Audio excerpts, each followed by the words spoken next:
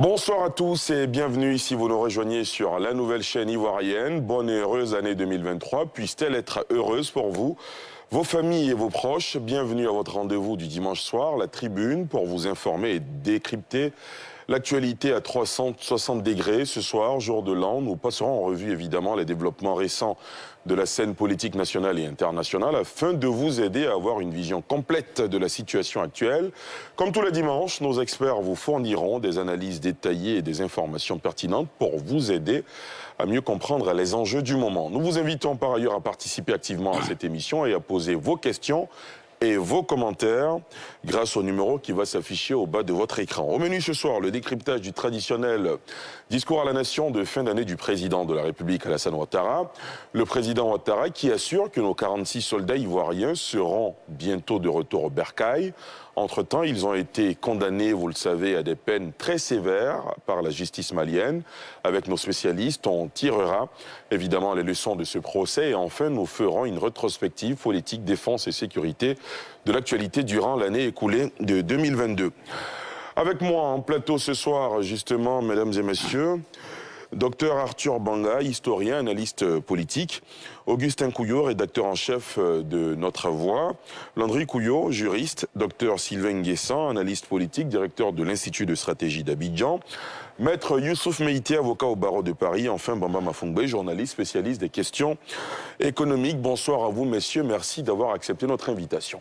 Bonsoir. Bonsoir. Alors, vous êtes en dimanche, messieurs. Comment s'est passé le réveillon?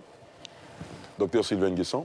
J'étais à la veille des prières au stade de l'université. D'accord, dans la prière. Très bien. Oui, tranquillement à la maison, avec la famille. Très bien, c'est des moments très importants, effectivement, à passer en famille. Monsieur Bamba Mafungbe.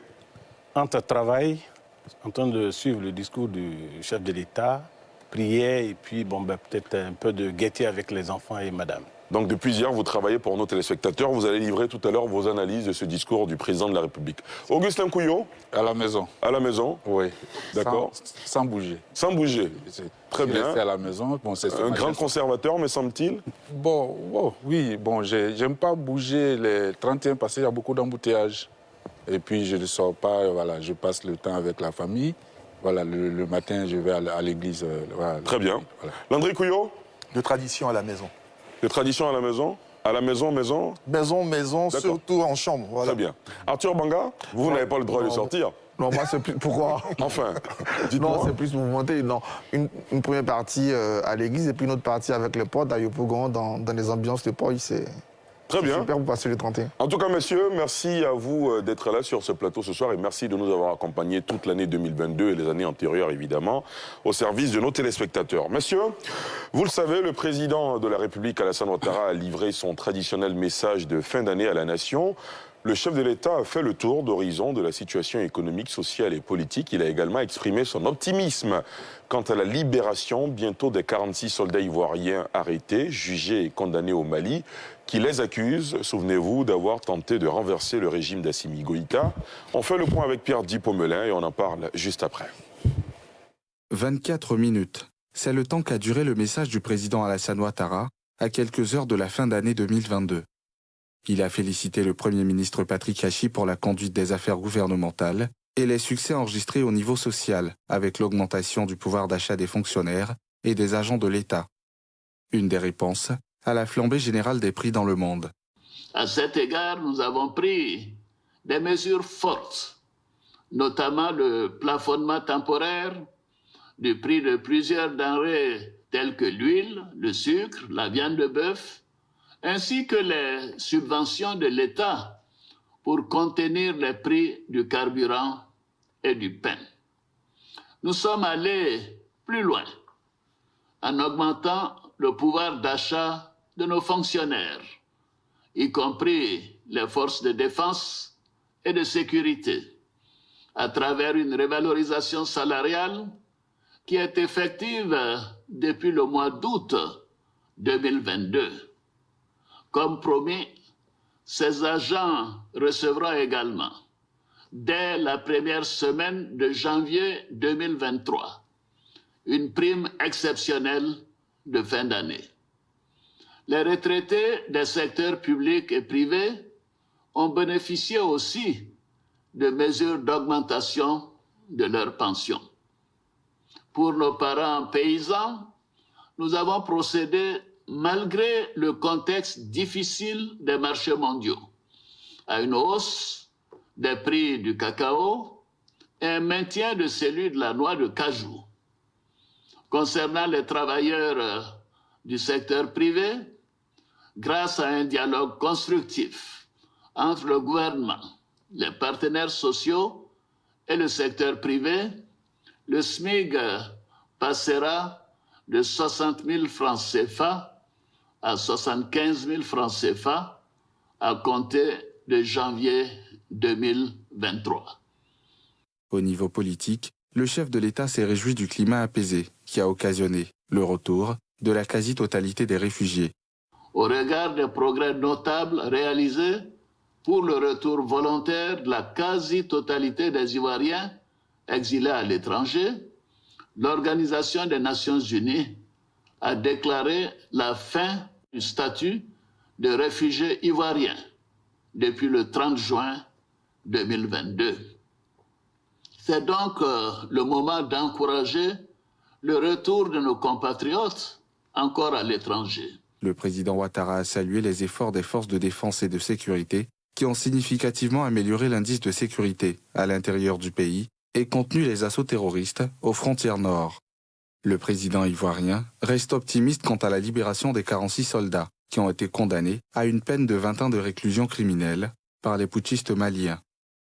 Quant aux perspectives économiques de la Côte d'Ivoire, le président Ouattara a indiqué qu'elles sont sur la bonne trajectoire, avec un taux de croissance projeté en moyenne à environ 7% par an sur la période 2023-2025.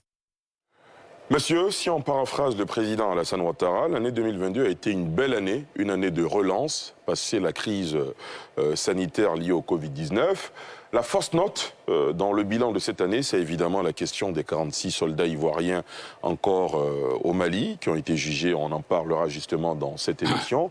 Mais tout le bilan qu'il a fait sur l'économie, sur notamment la jeunesse. Il a annoncé que la jeunesse sera au cœur des projets pour l'année 2023. Augustin Couillot, réaction déjà tout de suite à chaud sur ce discours du président Ouattara. C'est une habitude du président de la République, M. Alassane Ouattara, de faire son bilan chaque fois qu'il prend la parole à la fin de l'année. Et je peux dire que... Que vous inspire ce bilan, les principaux points qu'il a évoqués? Non, voilà, il a toujours dit que tout est beau, voilà. Donc, sur ces points, il n'y a pas de surprise. Et puis, il n'y a pas, puisque la plupart des annonces qu'il aurait pu faire, il les avait déjà faites depuis, concernant les fonctionnaires, toutes ces choses que les fonctionnaires ont bien appréciées, enfin, les travailleurs ont bien appréciées. Maintenant, sur la question des prix, il faut dire que je ne sais pas si les annonces qu'il a faites ont un impact sur le terrain, dans la mesure où les prix des denrées restent très élevés et les populations ne s'en sortent pas du tout, malgré voilà, l'augmentation des salaires et autres. Peut-être que même les augmentations des salaires ont dû entraîner aussi l'augmentation des prix sur le terrain, sur les marchés. Donc voilà, moi je suis allé au marché avec ma femme il n'y a pas longtemps. Même le poisson, les prix sont hors de portée. Donc sur ces questions-là, l'État a encore un grand effort à faire. Ces derniers jours, c'est la pénurie de l'huile. L'huile de table dans les supermarchés, c'est devenu rare. Et je crains qu'au sortir de cette pénurie, on ait une autre augmentation des prix. Donc voilà, c'est bien ce qu'il dit, c'est son bilan. Et on ne s'attend pas à ce qu'il condamne son propre bilan. Mais bon, sur le terrain, c'est pas toujours aussi beau que ça. Landry Couillot, je peux comprendre pourquoi vous regardez Augustin Couillot avec autant d'appétit. Je vous donne la parole, allez-y. Pas du tout, c'est que j'attache du prix à son propos. Et il ne faudrait pas rejeter du revers de la main. Parce que dans tous les cas de figure, je le dis toujours, en politique, il y a le fait et puis il y a le ressenti des populations. Dans tous les cas. La perception des populations. La perception des populations. Ce qui est important de souligner, c'est que le président de la République n'est pas allé avec triomphalisme. Il suffit d'observer ne serait-ce que le cadre même. d'un point de vue communicationnel, il y a de la sobriété. Il y a sa personne, il y a le drapeau national qui sont mis en avant pour dire quoi? Pour dire qu'en réalité, la Côte d'Ivoire, comme l'ensemble des pays au monde, a connu et est percutée par la crise économique mondiale et celle qui est causée par la guerre entre l'Ukraine et la Russie. Et un pays comme le nôtre a quand même le mérite d'avoir une économie qui est résiliente. Elle n'est pas triomphaliste, mais elle est résiliente. Elle résiste comparativement à des pays qu'on avait vantés pendant des années et qui se sont écroulés. Et ça, c'est important. Et il fait bien quand même de souligner les efforts consentis par le gouvernement ivoirien à l'effet de pouvoir amoindrir les effets de la crise. Et on ne peut pas non plus minimiser cela.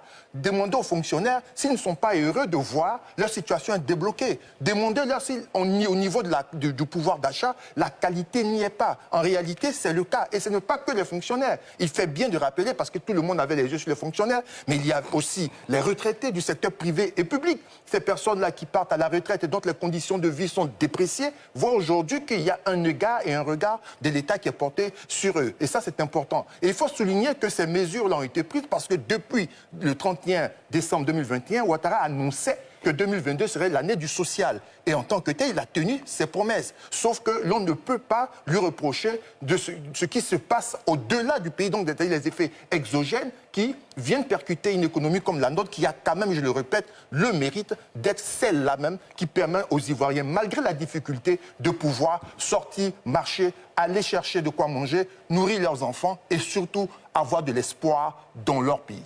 Rien qu'à entendre ces deux premières interventions en ce début d'émission, on se rend bien compte que la perception est mitigée. Évidemment, Arthur Banga, de quel côté vous êtes?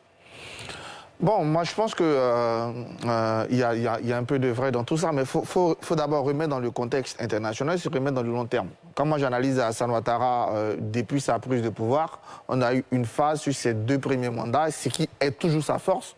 Ce sont les chiffres macro, ce sont les performances économiques. Et ces performances sont remarquables. On est quand même dans un contexte économique mondial tendu entre la reprise économique due à la crise de la Covid et l'occupation injuste, illégale de l'Ukraine par la violente Russie. Et tout ça nous emmène à des conséquences graves sur l'économie du monde. Et la Côte d'Ivoire peut pas, elle est dans le monde, c'est la mondialisation, c'est cette contamination des économies. Mais je suis d'accord avec Landry, quand vous regardez comment l'économie ivoirienne se comporte, on est quand même un pays qui va arriver avec 7% de taux de croissance. On est quand même un pays qui, dans ces conditions, j'ai envie de reprendre le quoi qu'il en coûte d'Emmanuel Macron, mais qui fait du quoi qu'il en coûte pour essayer de maîtriser l'inflation au niveau de l'énergie, pour redonner du pouvoir d'achat aux Ivoiriens. Les mesures sont claires. Là-dessus, on ne peut pas discuter. D'ailleurs, depuis 2 ans, depuis même 2019, je pense que Ouattara a compris qu'il y avait un succès macroéconomique. Pour lui, dans sa conception, qui peut être libérale, hein, un peu d'Adam Smith dedans, de dire la beauté des chiffres macroéconomiques va tomber directement dans le social. On s'est rendu compte qu'il faut un peu de Keynes, hein, c'est-à-dire un peu d'investissement de l'État pour permettre au social de prendre. Et on est dans cet investissement de l'État. Aujourd'hui, il est revenu sur ces mesures. Après, effectivement, il y a des attentes importantes et il en a conscience.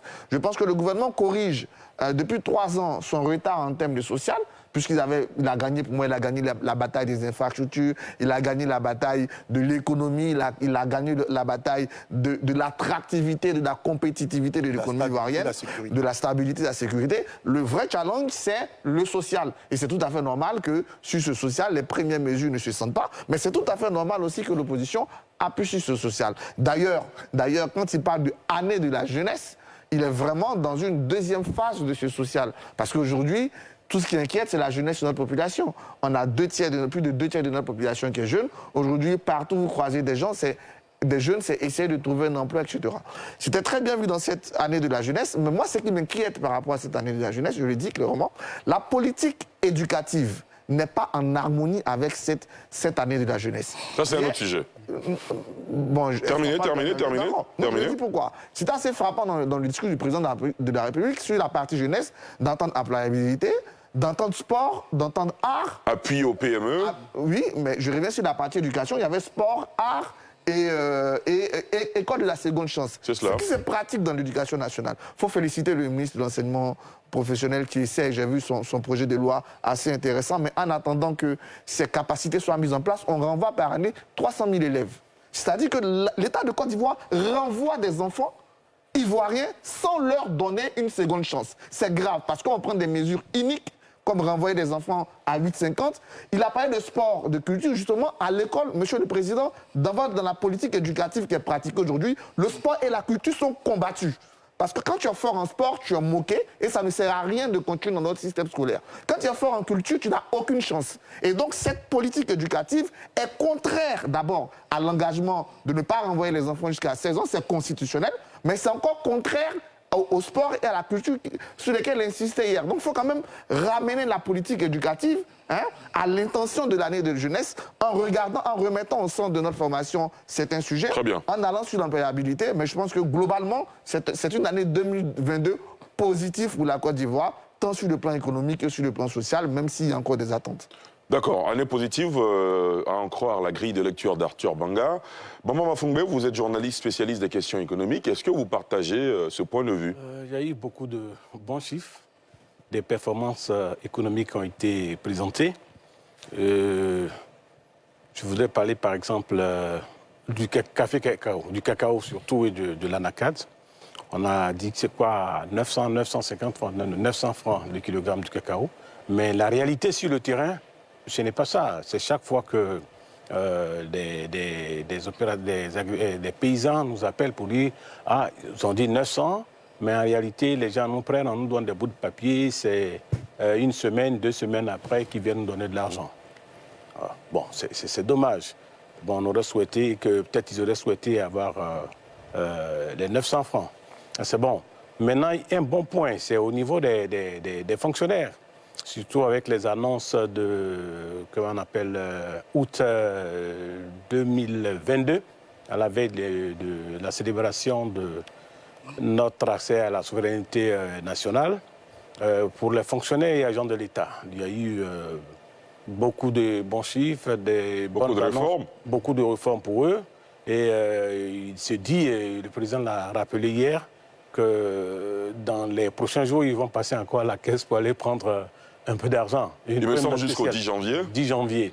Et ça, c'est bon. Pour la prime qu'ils ont appelée prime ado. Je me dis peut-être que, malheureusement, le revers, comme l'a dit Augustin Kyo, peut-être qu'on va pas s'entendre sur d'autres points, mais sur ce point, quand il va sur le marché, il y a quand même une disparité, il y a une flambée des prix.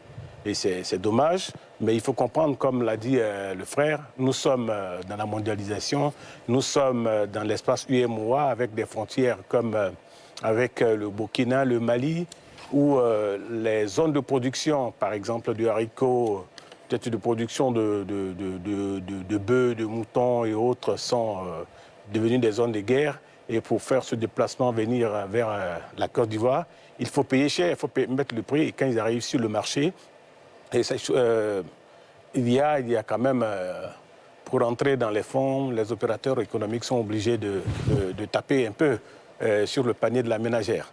Il y a aussi cette histoire, au niveau des poulets, par exemple, sont nourris à base de produits qui viennent, je crois, d'Ukraine, avec le riz, tout ça, non, le maïs, les grains là, qui viennent de cette zone-là. Malheureusement, avec la crise ukrainienne, il y a des problèmes. Je pense qu'il faudra tirer des leçons de ce qui est en train de se passer en ce moment pour que demain, après-demain, nous n'ayons pas assisté encore à des flambées de prix. On ne peut pas être assis sur une zone où il y a beaucoup d'eau et puis avoir soif. Je veux dire que la Côte d'Ivoire a les moyens d'être le grenier de l'Afrique de l'Ouest. Et c'est inconcevable qu'on aille sur le marché et que les prix flambent, soient aussi élevés, malgré les efforts de l'État que je voudrais saluer. Voilà. Merci. Très bien. Maître Meïté? Oui. Bon, à mon avis, le bilan présenté par le président de la République est globalement positif sur plusieurs points que les uns et les autres ont relevés, que je vais relever aussi. Mais en même temps, il faut reconnaître qu'il y a quand même quelques faiblesses, notamment au niveau de la cherté de la vie. Et il a estimé qu'il a fait un effort. C'est vrai que ça ne dépend pas forcément de la Côte d'Ivoire, comme tu l'as dit tout à l'heure, il y a la crise en Ukraine, il y a le Covid qui est passé par là, mais les efforts ont été faits. Il y a beaucoup de facteurs exogènes. Beaucoup de facteurs exogènes. Mais en même temps, on ne peut pas quand même jeter du revers de la main les efforts constatés par le président de la République par rapport aux fonctionnaires. Et l'augmentation des salaires des fonctionnaires, y compris des agents de force de l'ordre, la prime exceptionnelle qui sera payée à partir du mois de janvier, là, et qui sera considérée comme un 13e mois, c'est un effort qui a été fait. Au niveau même des paysans, il a réussi quand même à stabiliser le prix du noix de cajou, à augmenter le prix d'achat du cacao. Tout ça, c'est positif. Au niveau du secteur privé, le SMIC qui passe de 60 000 à 75 000 francs, on attend que ça rentre en application, mais c'est une bonne nouvelle pour les travailleurs du secteur privé. Mais en même temps, ce que j'ai apprécié énormément dans ce discours, c'est l'accent qui sera mis sur la jeunesse. Parce qu'il a décrété l'année 2023 comme étant l'année de la jeunesse. Je le dis parce que, quand même, la majorité des Ivoiriens est constituée de jeunes gens, de jeunes hommes, de jeunes femmes. Mais moi, en tant qu'avocat, à Paris, je constate que parmi les pays qui sont en hausse de l'immigration, la Côte d'Ivoire y figure. Donc c'est souvent inquiétant. On voit que nos jeunes frères, nos jeunes sœurs meurent en traversant la mer pour aller de l'autre côté. Mais quand je me pose la question de savoir qu'est-ce qui ne fonctionne pas, de sorte qu'on en arrive là. Donc il y a véritablement une difficulté au niveau de l'employabilité. Bon, l'actualité récente nous rappelle qu'un effort doit faire au niveau de l'employabilité. Il faut adapter la formation au marché de l'emploi. Parce que quand nous voyons des docteurs, ce ne sont pas des médecins, c'est des gens qui ont fait des études doctorales dans des domaines, soit en lettres modernes, en philosophie. C'est compliqué d'avoir de l'emploi maintenant dans ces domaines-là. Mais il faut changer de logiciel, il faut adapter la formation. Donc je pense que globalement, c'est bon. Mais en même temps, j'ai quand même l'envie de soulever quelques faiblesses au niveau des infrastructures. C'est vrai qu'il y a eu de grands travaux, il y a eu des constructions de routes, d'hôpitaux. Mais quand ces travaux se réalisent, il y a des déguerpissements. Mais je constate que ceux qui sont déguerpis ne sont pas payés à juste valeur. C'est-à-dire que par rapport à la valeur des dommages, voilà, par rapport à la valeur des biens. Donc il faut faire un effort dans ce sens-là pour que ceux-là soient vraiment nettement dédommagés, pour qu'ils puissent quand même aller faire notre vie ailleurs que de rester sur le bord des côtés. Très bien. Docteur Sylvain Nguessan, je vous voyais prendre des notes, vous attendiez impatiemment votre tour. Non, de toutes les façons, des efforts ont été faits. Quand on prend du recul, qu'on voit les chiffres, la batterie des mesures prises, des efforts ont été faits. Malheureusement, cela se ressent très peu sur le train de vie des Ivoiriens. Bon, j'ai la chance d'avoir vu Oufou au pouvoir, Bédié au pouvoir, le président Babou au pouvoir et Alassane au pouvoir. Cette question n'est pas nouvelle de la cherté de la vie. Voilà. Si on prend du recul par rapport à celui qui tient le discours, le président Laurent Gbagbo aurait dit sensiblement la même chose, le président Bédié aurait dit la même chose, le président Oufou aurait dit la même chose. Pourquoi? Parce que nous avons fait l'effort, nous-mêmes, de ne pas produire suffisamment ce que nous consommons. Quand on a vu les derniers chiffres, la Côte d'Ivoire, c'est 413 milliards annuels pour importer du poisson. Est-ce que ce poisson ne pouvait pas le produire sur le territoire national? C'est 406 milliards pour importer du riz. Est-ce qu'on ne peut pas importer? Aucune loi n'interdit la production de riz en Côte d'Ivoire. On pourra parler des cartels, etc. Les fruits et légumes, c'est 153 milliards. Les trois combinés, ça fait plus de 1000 milliards, plus du 10e du budget ivoirien. Alors, tant que nous serons là à importer du riz à ce prix, à importer des facteurs qu'on ne maîtrise pas, qui dépendent des considérations à l'international que nous ne maîtrisons pas toujours, alors on va subir. Quel que soit celui qui sera président, quelles que soient les mesures qui seront prises, elles ne pourront pas permettre à l'Ivoirien de vivre décemment. Alors, qu'est-ce qui empêche aujourd'hui les Ivoiriens, qu'est-ce qui nous empêche, nous tous, de nous mettre à produire suffisamment de riz, à élever du poisson, à produire des fruits et légumes, de sorte à ne pas être dépendant, de ne pas verser dans cette dépendance quasi totale du marché extérieur.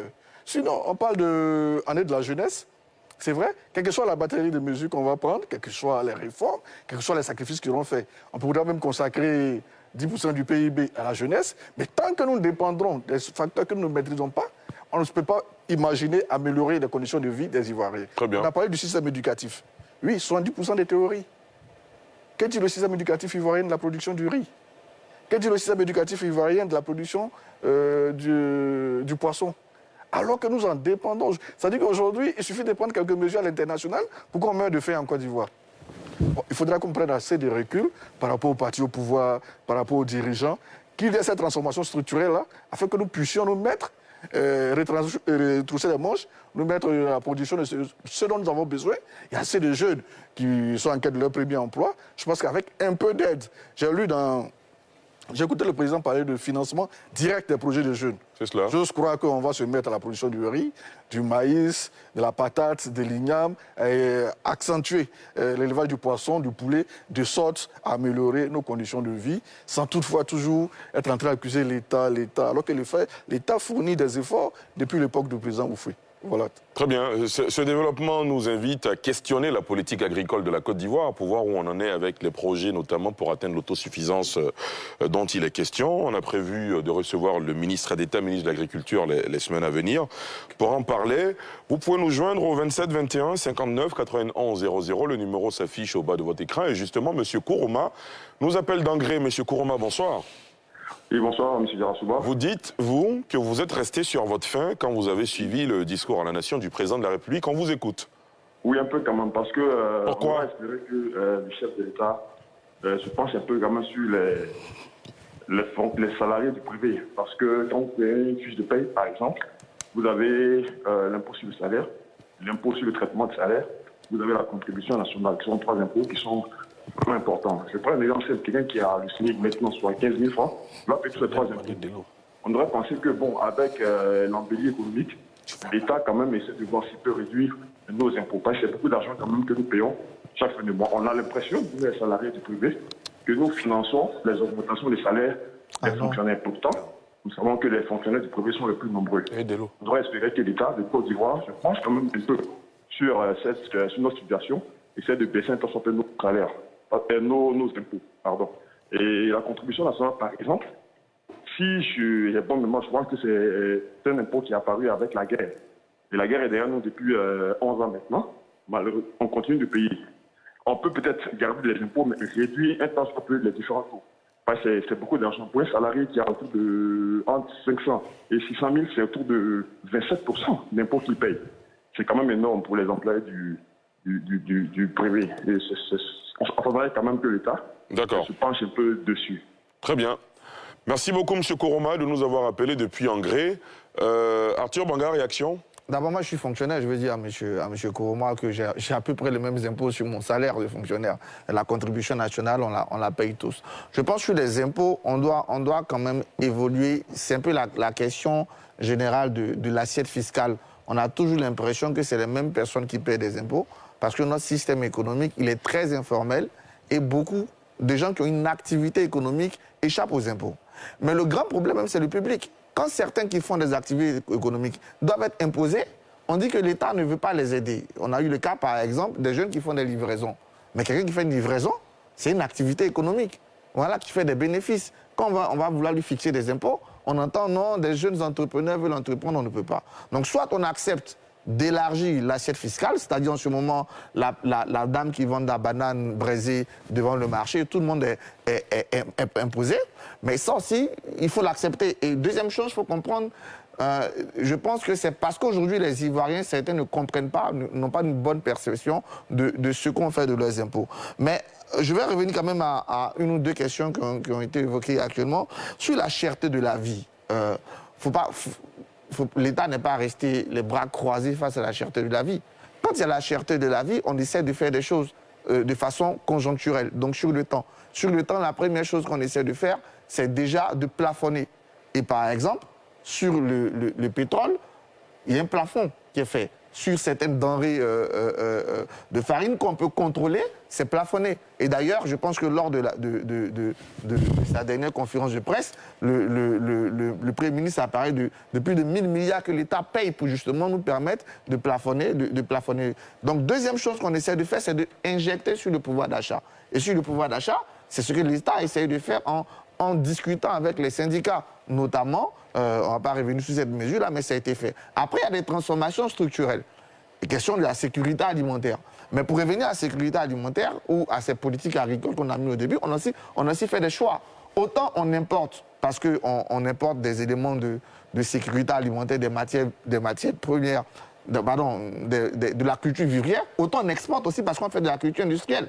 Donc il faut bien trouver l'équilibre. Il ne faut pas jeter, dire si tout le monde coupe ses cacaoyers et qu'on fait de la banane ou de l'igname, l'État aussi va perdre de l'argent. Donc il faut trouver le bon équilibre, même si je suis bien d'accord que la sécurité alimentaire doit être quelque chose d'important. Mais il ne faut pas tout rejeter. Il y a des choses importantes qui sont faites, il y a des choix stratégiques qu'on a faits. Ces choix stratégiques ont permis à nos États d'avoir par exemple des devises sur l'exploitation des cultures industrielles. On vous a bien compris, Arthur.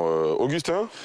Moi, je voudrais dire à Arthur que quand il dit que l'État ne reste pas les bras croisés, mais le résultat est que ça n'a aucun impact. Donc c'est un échec. Je ne peux pas dire aucun. Arthur, on le laisse terminer. Moi, je dis que ça n'a aucun impact. Toi, tu trouves qu'il y a un impact. Moi, je dis qu'il n'y a pas d'impact. Il n'y a pas d'impact. Et même la question d'augmenter les salaires des gens, si tout ce que... Parce qu'il faudra quand même que les économistes et aussi les institutions nationales étudient l'impact de ces augmentations de salaires. Est-ce que ça n'entraîne pas en même temps une flambée de prix? Une inflation? C'est ça aussi le problème. Si tout ce qu'on donne est avalé par la flambée, ça revient à zéro.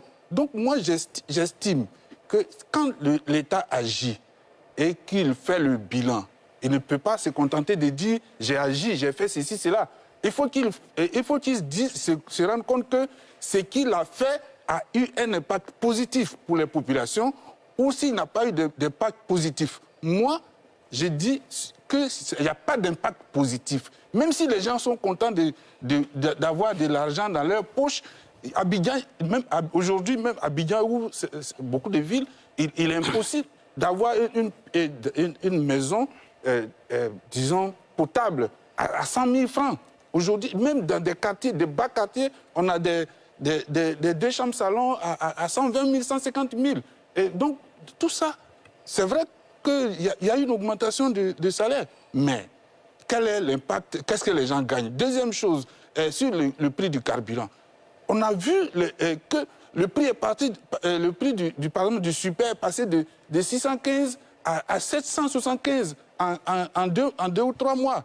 Mais depuis lors, le prix au plan international a baissé de presque du tiers. Parce qu'à un moment, on était à 140 $ le baril. Aujourd'hui, on est entre 80 et 85 $ le baril. Mais jusqu'à présent, on ne voit pas l'impact de cette baisse sur le marché international. On ne voit pas ça sur le prix à la pompe.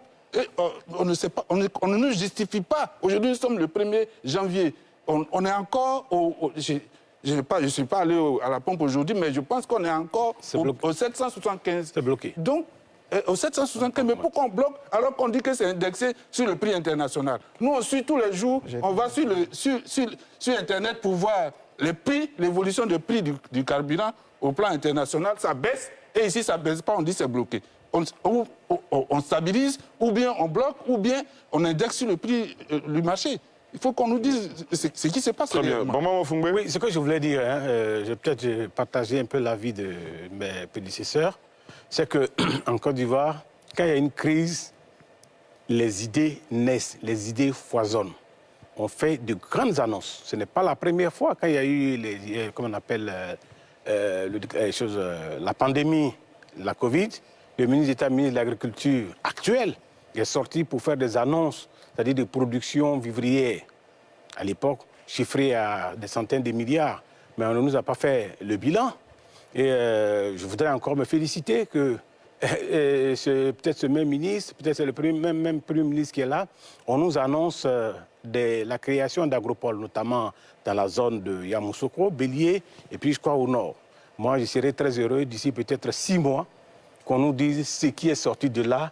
Et ça a permis, par exemple, de réduire ce que l'État injecte en termes de devises dans l'importation, par exemple, du riz. On importe beaucoup de riz voilà, pour combler le déficit local. Il faudrait donner certainement cet argent-là, comme on le dit, 2023 sera l'année de la jeunesse, demander aux jeunes, par exemple, du Tchologo, de la Bagoué, peut-être du Bonkani. Ah, vous pouvez faire du riz, les jeunes d'Odiéné, vous pouvez faire du riz. Voici les moyens, voici ce qu'on attend de vous. Très bien. Voilà. Malheureusement, si ce n'est pas encore le cas, on sera là en train d'annoncer... C'est pour ça que je parlais tout à l'heure de convoquer la politique agricole nationale en vue de voir où on en est avec ces projets-là. Messieurs, nous avons M. Diakité qui nous appelle de Cocody. Lui, il aurait aimé qu'il y ait un peu plus... il y a un point d'honneur particulier à l'employabilité des jeunes. C'est vrai que ça a été abordé, mais apparemment, il a encore quelques réserves. Monsieur Diakité, bonsoir. Bonsoir. Votre réaction? Alors, donc, comme vous l'avez indiqué tout à l'heure, effectivement, ça fait 12 ans que moi, personnellement, j'attends que le chef de l'État intervienne sur la question de l'employabilité des jeunes. Parce que je pense qu'effectivement, on est tous d'accord et les spécialistes sur le plateau en conviennent, c'est que 70% de la population est jeune et donc il faut que toutes les politiques qui doivent permettre de créer de la richesse, de développer vraiment l'économie de la Côte d'Ivoire soient centrées sur cette jeunesse, qui est une jeunesse créative, qui est une jeunesse vigoureuse et qui est une jeunesse très intelligente.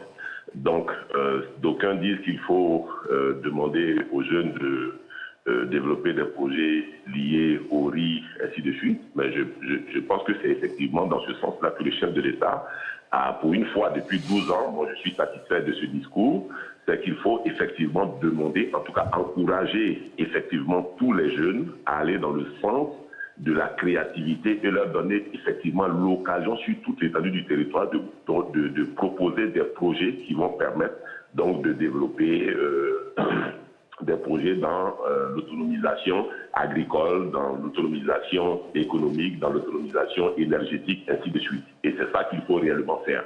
Et dès lors que ces jeunes-là vont se sentir concernés, vous allez voir nécessairement que toutes les questions liées à l'environnement social, pour lequel l'État doit nécessairement maintenant faire des efforts, alors que ce n'est pas le cas, on n'aura plus besoin que l'État vienne et on va mettre en place un programme social. Le programme social, ce sera réalisé de lui-même parce que les jeunes se seront impliqués et seront impliqués dans les différents programmes. En tout cas, bravo pour le discours du chef de l'État qui, depuis 12 ans, maintenant, va dans le sens de l'orientation des actions réelles sur la population.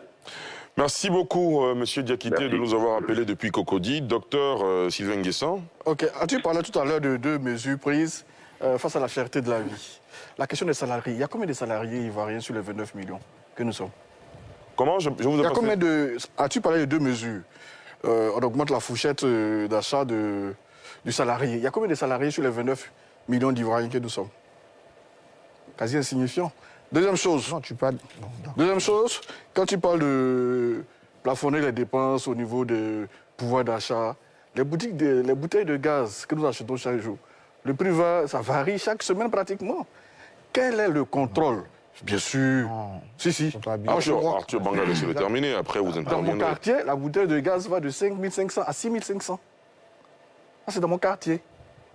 Quelles sont les mesures qui sont prises pour contrôler les prix fixés par l'État? Deuxième chose, on a fait des choix stratégiques par rapport au cacao. Le cacao et le riz ne se produisent pas sur les mêmes terres. Le riz se produit dans les bas-fonds, le cacao ne réussit pas dans les bas-fonds.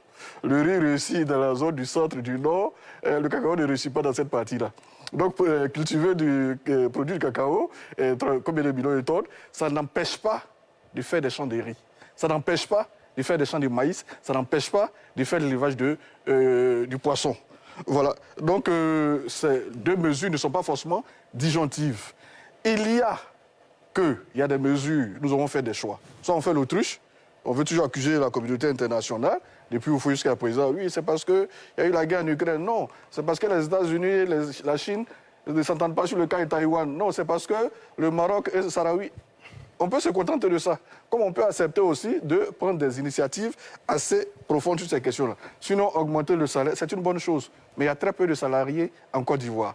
Sur la réforme de l'école, je suis content aussi. Là, j'ai vu un peu les annonces sur les 5 universités construites. Pratiquement 4 sont dédiés au métier de l'agriculture. C'est une bonne chose. On espère, comme d'autres l'ont dit avec moi, qu'on aura des gens très bien formés qui pourront se mettre en coopérative avec le soutien de l'État et aussi des opérateurs économiques.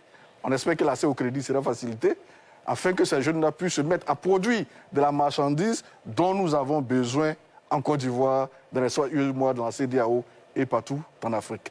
c'est salutaire, ça permettra de résoudre d'une certaine manière la question de l'employabilité des jeunes, avec des BTS, avec des licences, avec des DEUT, avec le soutien qu'ils pourront, à l'hectare produire peut-être 8 tonnes de riz, au lieu qu'on en soit encore à 3-4 tonnes, parce que c'est du manuel. Voilà. Très bien, Maître Meïté. Bon, moi, j'aimerais répondre à M. Kyo, qui est quand même un peu sévère dans ses critiques. Bon, il a le droit, hein, mais il faut relativiser un peu par rapport au prix du carburant. Il y a quand même des efforts qui ont été faits. Parce que quand tu fais une étude comparative avec tous les pays qui nous entourent, c'est un peu moins cher ici que la plupart de ces pays-là. Même au Nigeria, si je m'abuse, il semble-t-il que c'est moins cher en Côte d'Ivoire qu'au Nigeria. Donc ça, quand même, on ne peut pas le rejeter du revers de la main. Concernant l'augmentation des salaires des fonctionnaires, vous ne pouvez pas dire qu'un effort n'a pas été fait. On a tous dit ici, vous ne pouvez pas dire aussi que parce que les salaires des fonctionnaires ont augmenté, que subitement tout augmente sur le marché. Non. Je suis d'accord que le plafonnement des prix doit être réalisé à travers des contrôles. Il faudrait que les agents du ministère du Commerce partent réellement sur le marché et essaient de voir si réellement c'est appliqué. Là, je suis d'accord. Maintenant, concernant l'employabilité, comme je l'avais dit tantôt, il faudrait que ça soit adapté au monde du travail. Et le président l'a dit, qu'il va développer la création de start-up. C'est une bonne idée. Il faudrait qu'on mette l'accent sur l'auto-entrepreneuriat. Parce que tous ceux qui sont formés là, tous les diplômés, ne peuvent pas intégrer la fonction publique. Donc, à travers les facilités qu'on peut leur accorder, leur permettant de créer des entreprises, et puis des facilités au niveau de la fiscalité, ça peut réduire un peu le chômage, ce qui serait important pour l'avenir de notre jeunesse. Il ne reste plus beaucoup de temps, hein, monsieur. Non, bien sûr. Calmez-vous, monsieur. Calmez-vous. Calmez-vous. Vous aurez la parole en temps voulu. Landry Couillot. Alors, j'ai pris le temps d'écouter les uns et les autres. Et ma foi, il est important de pouvoir dire les choses telles qu'elles sont. Jamais, jamais, aucune œuvre humaine n'est parfaite. C'est une chose aussi claire que ça.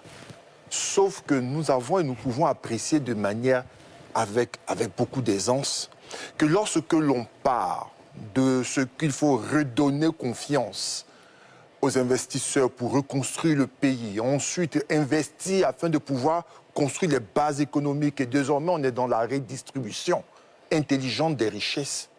Il y a donc la nécessité de construire un système économique et social dans lequel les Ivoiriens aient la capacité de partir à la production de ce qui leur est essentiel pour leur propre subsistance. Le rôle de l'État est de pouvoir construire l'environnement et l'écosystème. On ne peut pas dire que rien n'est fait, parce que les choses sont faites, peut-être que d'un point de vue communicationnel, on pêche à ce niveau, mais je voudrais prendre simplement le cas du ministère de la Production animale et halieutique, puisque le poisson a été cité à maintes reprises. Ce ministère qui est conduit par M. Tossidi Touré est un ministère dans lequel il est porté une véritable politique en termes de pisciculture, d'élevage de poissons. La preuve même, le ministre a eu à donc prospecter sur l'ensemble du territoire national les différents espaces où l'on pourrait développer en grande quantité le poisson, parce que ça fait partie d'une composante essentielle de notre alimentation, et que l'expertise même est allée être cherchée ailleurs, comme dans les pays asiatiques, à l'effet de pouvoir moderniser la production du poisson en Côte d'Ivoire. Parce que c'est une aberration qu'un pays comme le nôtre, qui baigne dans des réseaux hydrauliques comme les 4 grands fleuves, les lagunes et le front maritime, n'ait pas à produire suffisamment de poissons. Il y a certes un retard, mais un retard que nous nous donnons les moyens de pouvoir rattraper cela. Il faut falloir apprécier. Pour moi, il y a un effort qui est fait. On me dira pourquoi c'est maintenant. Je dirais parce que c'est maintenant. Il va falloir accompagner le gouvernement dans ce sens-là. Et quand on le fait ainsi, ce ne sont pas des personnes du 3e âge qui iront pour la production. Ce sont des jeunes. Ce sont des personnes qu'il va falloir former. Dr Sylvain Guessan évoquait le fait qu'au niveau des universités qui sont construites, part belle est faite à la production agricole. Quand on parle d'agriculture dans son grand ensemble, il y a la production animale et halieutique. Ça veut dire qu'aujourd'hui, ces jeunes-là de Côte d'Ivoire, dont l'employabilité constitue un élément essentiel auquel le président de la République attache de prix, se voient avoir leur environnement de travail futur être préparé et de sorte à ce qu'ils puissent donc s'investir en intelligence, en énergie et en argent à l'effet de pouvoir gagner suffisamment leur vie. On vous a bien compris, Landry Couillot.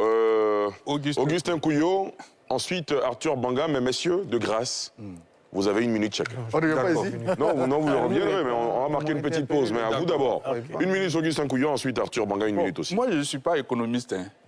J'ai fait un peu d'histoire à l'université. Comment? Un peu.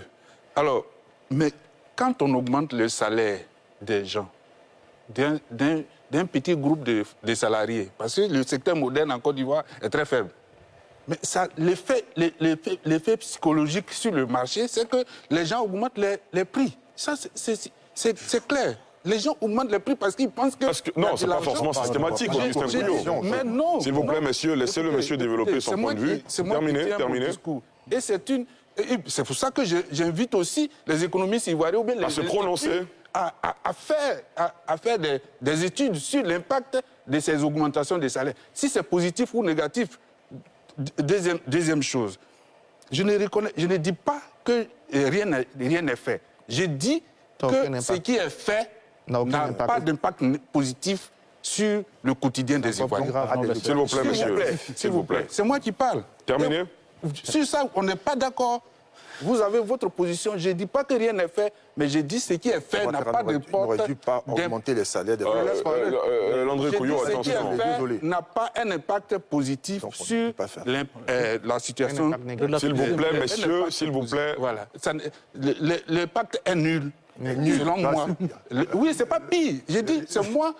Mais Augustin Couillon, vous dites peut-être que l'impact est nul, mais les fonctionnaires qui ont bénéficié de ces augmentations, on les a vu défiler. Landry Couillon, attention, s'il vous plaît. Ils sont bien contents de recevoir un certain nombre de billets dans leur poche, mais allez leur demander si ça a changé leur quotidien. Allez leur demander. D'accord, on va leur poser la question. S'il vous plaît, messieurs. Oui, mais justement, non. Vous avez fait terminé. Landry, attention. Landry Couillon, attention. Je vous donne un carton tout à l'heure. Si tu reçois 10 000, que tes dépenses passent à 15 000, tu as gagné quoi? D'accord. On mettra tout en œuvre pour comprendre cette démarche que vous développez. Arthur Banga, une minute, pas plus. Je ne peux pas avoir 1 minute parce que j'ai été interpellé. Arthur Banga. S'il vous plaît, monsieur, s'il vous plaît, jusqu'à preuve du contraire, c'est moi. S'il vous plaît, monsieur, s'il vous plaît, jusqu'à preuve du contraire, c'est moi qui attribue les temps de parole. Landry Couillon, ce soir, vous êtes un peu difficile. Non, ne parlez pas pendant que les autres parlent. Augustin, s'il vous plaît, on vous a bien compris. Monsieur, on va se calmer. Arthur Banga, je répète, vous avez 1 minute parce que nous devons marquer une petite pause. Allez-y très rapidement. Peut-être qu'il a fait de l'histoire ou des histoires, je ne sais pas, mais il a fait de l'histoire. Non, mais il ne faut pas dire ça. Non, s'il vous plaît. Non, je ne suis pas d'accord. Non, Arthur Banga, pas de provocation. Je demande d'histoire, je suis ton aîné. Pas de provocation. Augustin, je pense qu'il a retiré. Je ne suis pas d'accord avec ça. Arthur Banga, bon d'accord, on a bien compris. Allez à votre développement. Je voulais juste rigoler, Augustin, dessus. Je ne pensais pas vous avoir... D'accord, il retire son propos qui vous a mis mal à l'aise. Arthur, développez rapidement. Je vais dire quand même, je l'ai expliqué, je le reprends. Il y a des théories économiques sur lesquelles on s'inspire. La première, qui était d'ailleurs la base de la théorie libérale, c'est Adam Smith. C'est cette théorie qui va dire au gouvernement... On n'est pas en seconde ici. S'il vous plaît, monsieur. Arthur, où voulez-vous en venir? Non, s'il vous plaît. Non, docteur Sylvain Guessant, vous n'allez pas vous y mettre.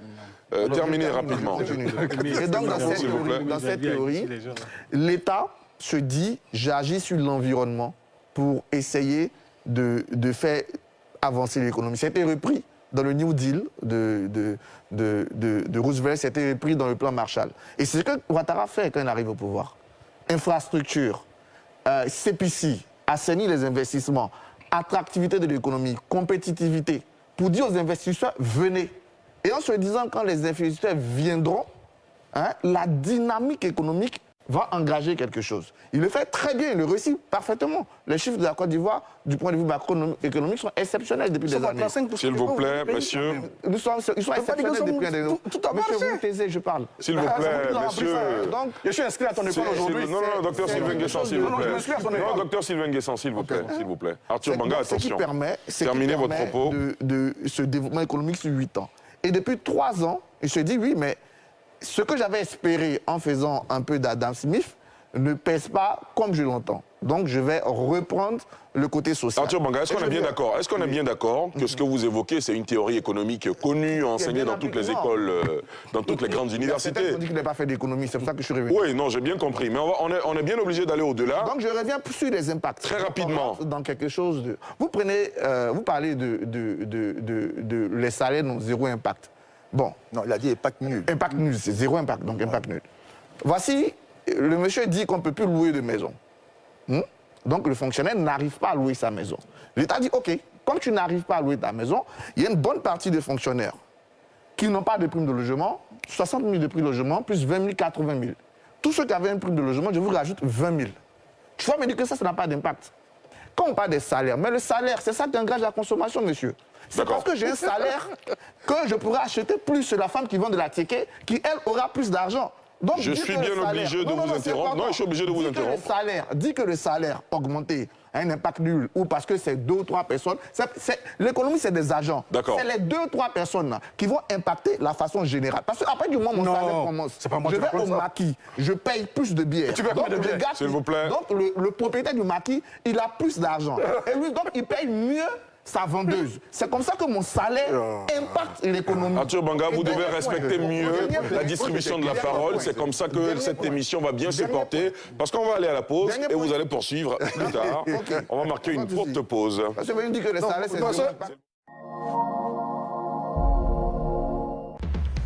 Le port d'Abidjan est le poumon de l'économie ivoirienne. Depuis 2012, il est en travaux pour agrandir le canal de Vridi, moderniser le terminal à pêche, construire un terminal roulier, un second terminal à conteneurs, un terminal céréalier et réaliser 40 hectares supplémentaires de terrains industriels. Conforme aux standards internationaux, il est certifié aux normes qualité ISO 9001, environnemental ISO 14001 et de sûreté SPS. Le port d'Abidjan est le leader de l'Afrique de l'Ouest. Port autonome d'Abidjan, une référence internationale.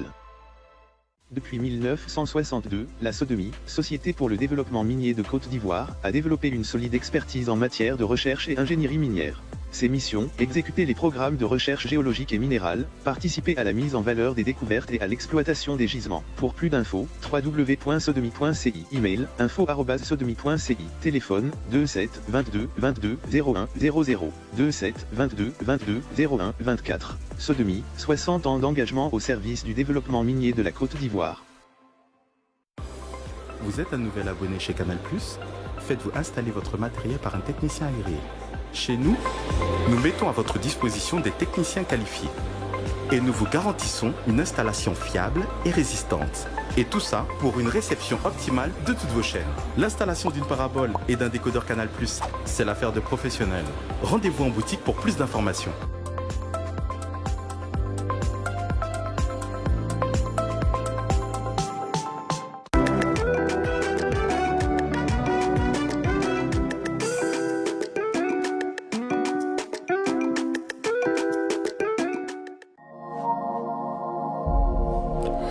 Retour sur le plateau de NCI 360 en ce 1er janvier 2023. Bonne année à toutes celles et ceux qui nous suivent. Merci en tout cas d'être en notre compagnie. Nous vous souhaitons une belle année. Dans la première partie de cette émission, nous avons décrypté avec nos spécialistes, nos analystes, l'adresse à la nation du président Alassane Ouattara, le traditionnel discours de fin d'année qu'il a prononcé hier, avec évidemment en toile de fond plusieurs sujets, notamment l'employabilité des jeunes. Il a décrété 2023 comme année de la jeunesse, en rappelant évidemment tous les progrès d'un point de vue infrastructurel et tous les autres sujets qu'il a abordés. Nos consultants et analystes sont largement revenus là-dessus. Le président Alassane Ouattara s'est aussi prononcé, messieurs, sur une question qui a occupé presque la moitié de l'année 2022 dans les esprits. C'est la crise entre la Côte d'Ivoire et le Mali, née de l'interpellation de 49 soldats ivoiriens au Mali en juillet 2022. Finalement, 3 d'entre ces soldats, des femmes précisément, ont pu être libérés. Il en reste encore 46 au Mali. Ces 46, finalement, malgré une délégation ivoirienne portée par le ministre d'État, ministre de la Défense, on s'attendait à avoir la fumée blanche. Finalement, 48 heures après le passage de la délégation ivoirienne la semaine dernière, les 46 soldats ivoiriens ont été jugés et le verdict laissez-moi vous dire qu'il a été très sévère, vous l'avez entendu. 20 ans pour la plupart des soldats et même la peine de mort pour les femmes qui avaient été libérées. Que vous inspire ce verdict de la justice malienne? On en parle, messieurs, je vous donnerai l'occasion de vous prononcer là-dessus. Ce sera juste après ce sujet de Thiemé Dandje. Frontière nord-est. Les attaques terroristes qui ont touché Kafolo, Tougbo et Teini en 2021, contenues le long de l'année 2022.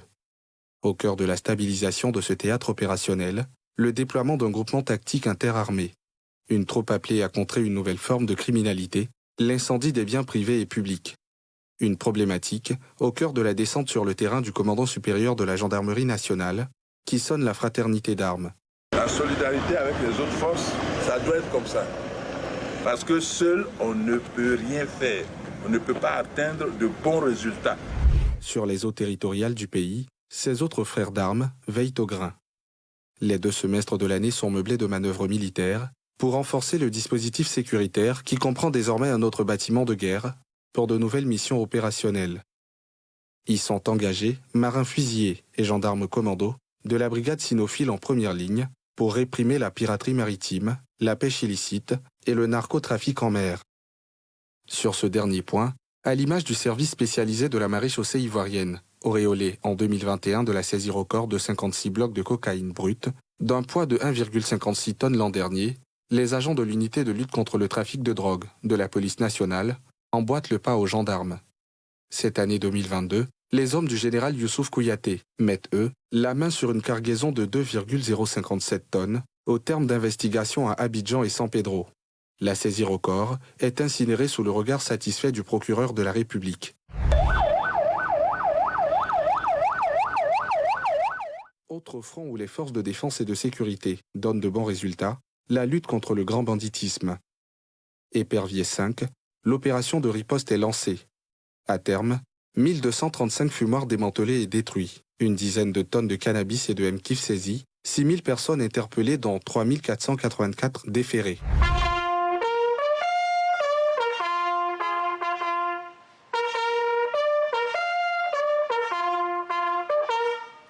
Pour glaner autant de lauriers, la Côte d'Ivoire joue à fond la carte de la coopération.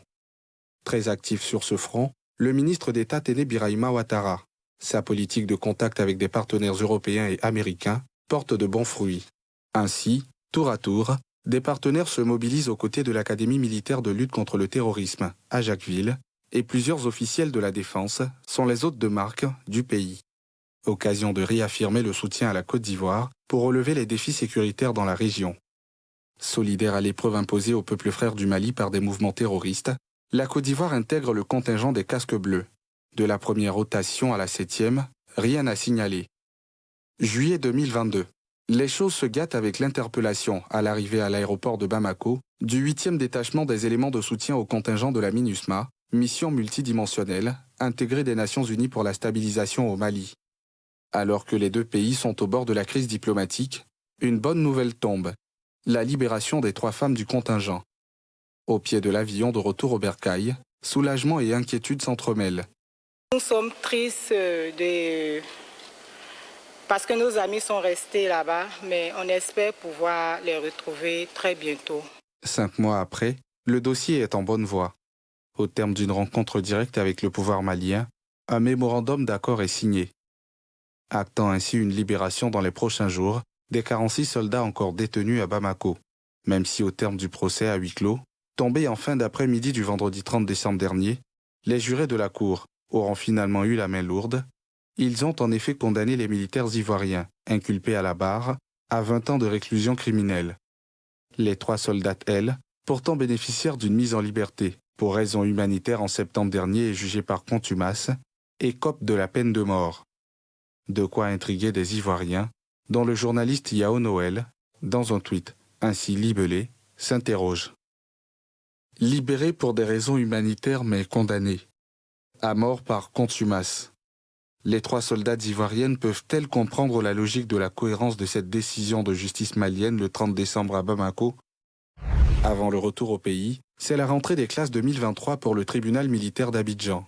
Dans les rangs pour la nouvelle année, 107 nouveaux animateurs, soit 5 magistrats, 100 juges assesseurs et 3 greffiers assistants, dont le grade-part de général des armées, à celui de sergent, tous prêtent serment, s'engageant ainsi à servir la justice.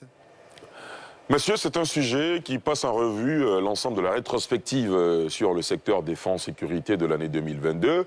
Évidemment, nous allons tout d'abord évoquer la situation des 46 militaires qui viennent d'être jugés au Mali.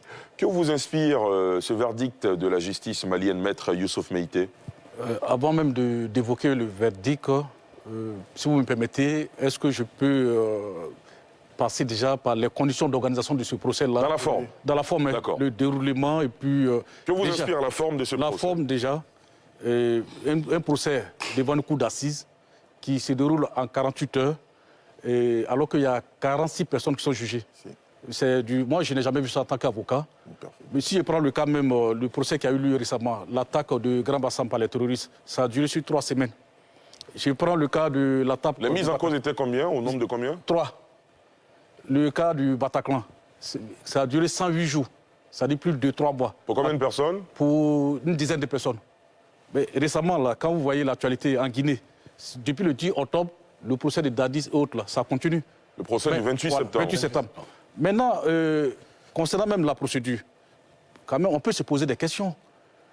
Nos soldats sont jugés pour acte de déstabilisation, transport illégal d'armes et autres. Mais curieusement, nulle part la société qui a transporté ces soldats-là, les armes-là, n'a été citée. Si. Voilà. En dehors de ça, mais la nature même de la décision, 20 ans d'emprisonnement pour les soldats qui sont restés là, les soldats masculins, les 3 autres dames qui avaient été libérées pour des raisons humanitaires, on les condamne à la prison, à la peine de mort. Donc, vraiment, il y a de quoi s'interroger. Est-ce qu'elles ont commis plus d'infractions ou elles ont commis des faits plus graves que ces hommes-là? On n'en sait rien. Mais selon ce qu'on a appris, c'est parce qu'elles ne sont pas venues au procès. Mais pourtant, on a tous vu qu'elles ont été libérées volontairement par les autorités maliennes. Donc, c'est des questions qu'on se pose.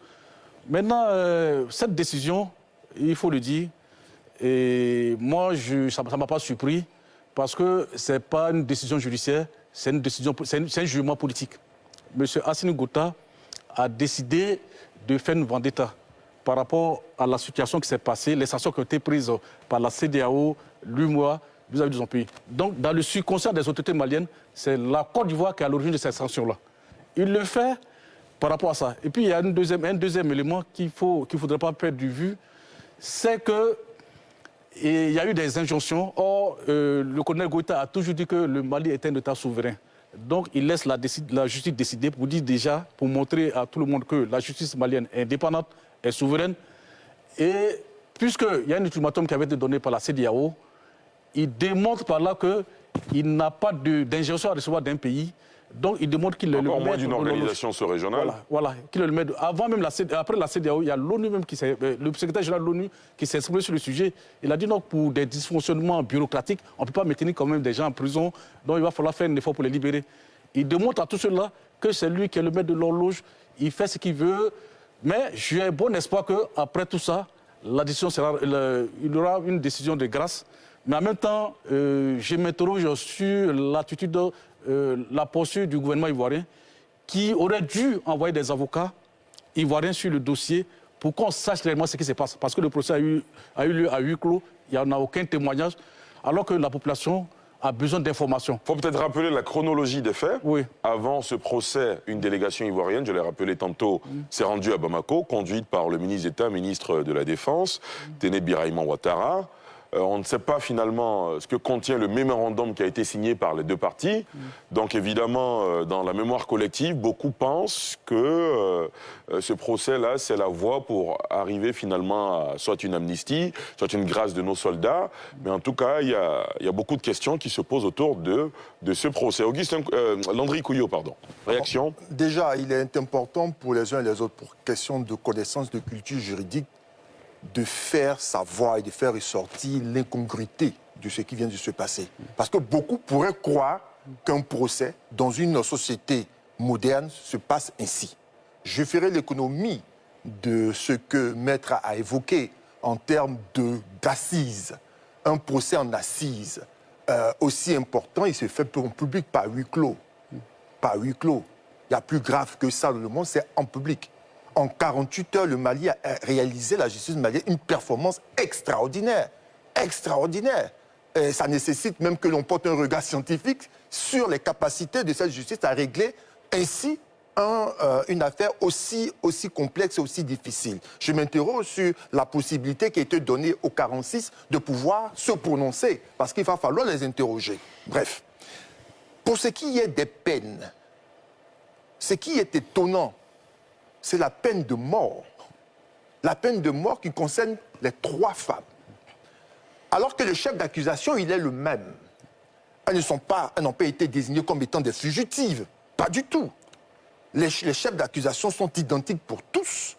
On ne peut pas dire que sous simple prétexte qu'elles ne sont pas présentes, si elles ne se sont pas présentées, c'est parce que les autorités maliennes ont donné leur accord à l'effet qu'elles regagnent à Abidjan.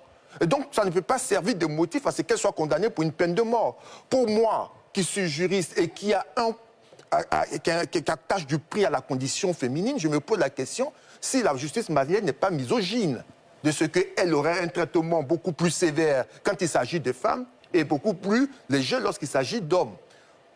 Mais, puisqu'il y a un contexte général qui met en avant la question diplomatique, et vous faites bien de l'évoquer, que selon la chronologie des faits, les autorités maliennes ivoiriennes se sont retrouvées à Bamako et ont rencontré directement Assimi Goïta. Je disais ici sur ce plateau, j'étais assis à cette place et j'évoquais ce scénario. Je disais, attention, on est en train d'aller dans un scénario selon lequel le pouvoir malien s'assurera qu'un procès soit fait et que les soldats soient sévèrement punis pour que toute la charge et la responsabilité reviennent à M. Assimi Goïta, à l'effet de pouvoir, en grand seigneur, avoir le dénouement de cette affaire.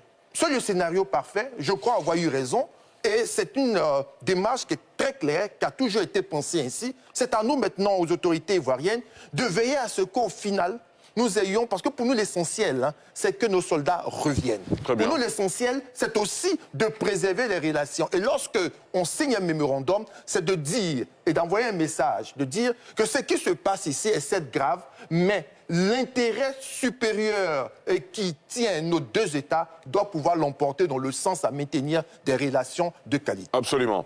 Augustin Couillot, je vous donne la parole. Ce sera juste après l'intervention de M. Ben Amankou, qui nous appelle depuis la région de Lamé. Lui, il pose la même question que je vous ai posée tout à l'heure, messieurs, à savoir comment expliquer qu'une peine aussi sévère que celle que la justice malienne a attribuée à sanctionner nos soldats, puisse intervenir au lendemain d'une visite d'une délégation de haut niveau de la Côte d'Ivoire. Monsieur Ben Amankou, bonsoir. Bonsoir, M. Ali Yacouba. Réaction? Alors, moi, je dis que cette histoire des détentions des 46 militaires ivoiriens détenus au Mali m'inquiète parce que, malgré l'accord, les autorités maliennes jugent les militaires et les condamnent. Même celles qui ont été libérées sont condamnées à mort. Alors, il y a ce qu'on appelle l'inavoua dans cette affaire. Il y a quelque chose, on nous cache quelque chose. Vous êtes là? Visiblement des problèmes techniques. Augustin Couillot, comment vous réagissez à l'évolution de ce dossier? Je suis aussi surpris que tout le monde, que les choses prennent une telle tournure. On a eu un peu d'espoir quand le ministre de la Défense est allé au Mali avec une forte délégation et ils ont été reçus par le représentant légal, disons, du Mali. Ils ont même été reçus par Assimi Goïta. Oui, c'est de lui que je parle. Donc, voilà, j'ai été un peu surpris, mais... enfin, j'ai été un peu surpris que ce soit un procès. Parce que moi, je me disais que, bon, ils se sont retrouvés, bon, ils vont trouver les arrangements pour libérer les soldats. Voilà. Et le problème, c'est que on ne nous dit pas ce que prévoit le mémorandum. C'est un problème. Parce que nous sommes des citoyens. Nous avons besoin de savoir.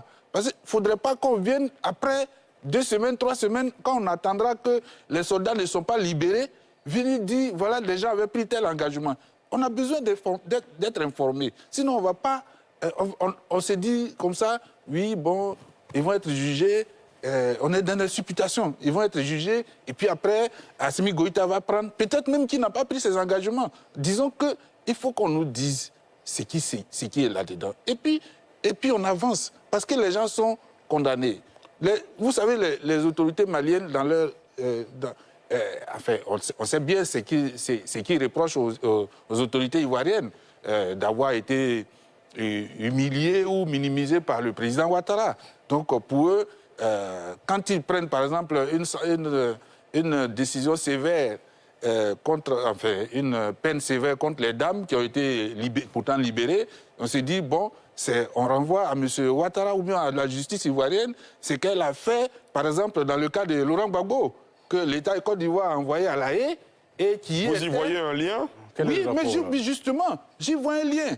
Je vois que la justice ivoirienne a quand même condamné les gens qui étaient pourtant que l'État ivoirien avait envoyés devant la justice internationale. Non, mais attendez... Justement, Augustin Couillot, terminé. Voilà, laissez-moi parler, de m'exprimer. La Côte d'Ivoire, la justice ivoirienne a condamné ici, en Côte d'Ivoire, pour des questions de casse de la BCAO, des autorités qui étaient déjà à La Haye. Et c'est l'État de Côte d'Ivoire qui les a envoyés. Ça, quel rapport? Le rapport, mais pourquoi c'est vous qui me posez des questions? Non, terminé. C'est Ali qui pose les questions. Oui, s'il vous plaît, s'il vous plaît. Voilà, je vais répondre aux questions d'Ali. Vous avez terminé, Augustin? Non, je n'ai pas fini. Terminé. Donc, je dis que dans le subconscient, dans l'attitude des autorités maliennes, c'est de mettre la Côte d'Ivoire, faire en sorte que la Côte d'Ivoire sache qu'elle a fait quelque chose, la justice ivoirienne a fait quelque chose à ses propres citoyens. Mais quel est l'élément qui fonde votre analyse? Aujourd'hui, on est tous dans la supputation. D'accord. Nous tous, voilà, on est dans la supputation. Très bien. Parce que quand on dit que Assimi Goïta va prendre une mesure de grâce, rien ne nous dit qu'il a pris cet engagement. Donc on est tous dans la supputation. Ce qu'on sait aujourd'hui, c'est que les soldats ivoiriens sont condamnés à 20 ans de prison. Et on n'est même pas sûr, en dehors du ministre de la Défense, qui a le mémorandum, on n'est même pas sûr, nous, citoyens, on ne sait pas s'ils seront libérés dans les 2 jours, ou bien dans les 10 jours, ou bien dans les mois qui arrivent. Maman Mafungbe? Oui, excusez-moi, depuis quelque temps, moi je suis cette actualité sur le Mali, entre le Mali et la Côte d'Ivoire. Quand il y a, juste avant le déplacement de la délégation ivoirienne à Bamako, j'ai vu un fait sur le front financier. Le Mali, qui précédemment était allé sur le marché, qui n'avait pas obtenu beaucoup, c'est-à-dire le montant qu'il voulait, est reparti et a eu quoi, plus de 100 milliards. Je me dis, attention, il y a quelque chose qui se passe. Quand on connaît la place de la Côte d'Ivoire dans l'espace bancaire de l'UEMOA, j'ai dit certainement qu'il y a quelque chose. Et quelques jours après, je vois la délégation ivoirienne qui va à Bamako. J'ai dit, quelque chose est en train de bouger. On a signé un mémorandum, malheureusement. Jusqu'à présent... Pourquoi malheureusement? J'ai dit, malheureusement, je veux dire malheureusement, on a signé un mémorandum. Malheureusement, on ne connaît pas, je n'ai pas fini. On ne connaît pas le contenu de ce mémorandum. Le mémorandum dit concrètement quoi? Que les Maliens, les autorités maliennes disent cela à la population malienne et que le ministre d'État, ministre de la Défense, nous aussi, de notre côté, nous disent ce qui se passe. Parce qu'aujourd'hui, on est dans trop de supputation. Vous voyez, le jour du procès, je devais faire un papier pour une agence. Je suis resté là en train de m'interroger, j'ai dit attention, nos collègues camerounais ont balancé des papiers, si c'est faux, ce n'est pas bon. À 18h, quelqu'un me dit non, voici la décision qui est tombée. À minuit, je me lève, je vois un message sur mon portable. Est-ce que tu as fait un papier sur ce qui s'est passé? Je n'ai rien dit, j'ai dit à la personne, tout à l'heure, il y avait une coupure d'électricité, tout à l'heure, vers 5h, 6h, je vais faire un papier. J'ai dit, puisque la justice a rendu un verdict, maintenant la place est aux politiques. Moi, je crois bien que ce qui est en train de se passer, c'est que peut-être le dénouement, un ballet comment on appelle une danse de sorciers. Nous, autant Kuyo, Landry, Augustin, Diarasuba, ne savons pas ce qui se passe. Les politiciens sont plus informés que nous. Peut-être que la décision va tomber. Hier, quand il y avait les discours à la nation, il y a un message qui est tombé. Attention, il y a un communiqué qui va rapidement tomber du Mali. Je suis resté là, j'ai même dit ça à une grande sœur de la télévision nationale. On est resté là en train de suivre. Rien n'est sorti. Donc, je pense bien qu'il faut laisser maintenant la place à la diplomatie et aux politiques de faire son travail. Alors, pour emprunter les mots d'Augustin Couillot, de supputation en supputation, finalement, beaucoup scrutaient du regard la déclaration, le discours de fin d'année du président de la transition du Mali, Assimi Goïta, s'attendant à ce qu'il y ait une annonce de grâce, finalement. La montagne a accouché d'une souris. Vous étiez de cela, docteur Sylvain Nguessan? Bon, le discours du président Ouattara m'a rassuré sur la question. On n'a pas fait cas assez longtemps. Mais bon, je ne connais pas assez M. Goïta, le colonel Goïta, mais il n'aime pas se retrouver dans des postures où il a l'impression qu'on le pousse à. Où il a l'impression qu'il n'est pas maître de ce qu'il fait, où il a l'impression qu'il est contraint, qu'on le force à s'agenouiller. Et pour le peu que je sais que j'observe depuis l'arrestation de nos soldats, il fallait s'attendre à ce qu'il se donne un temps, lui, son propre timing, qu'il essaie de narguer un peu à gauche, à droite.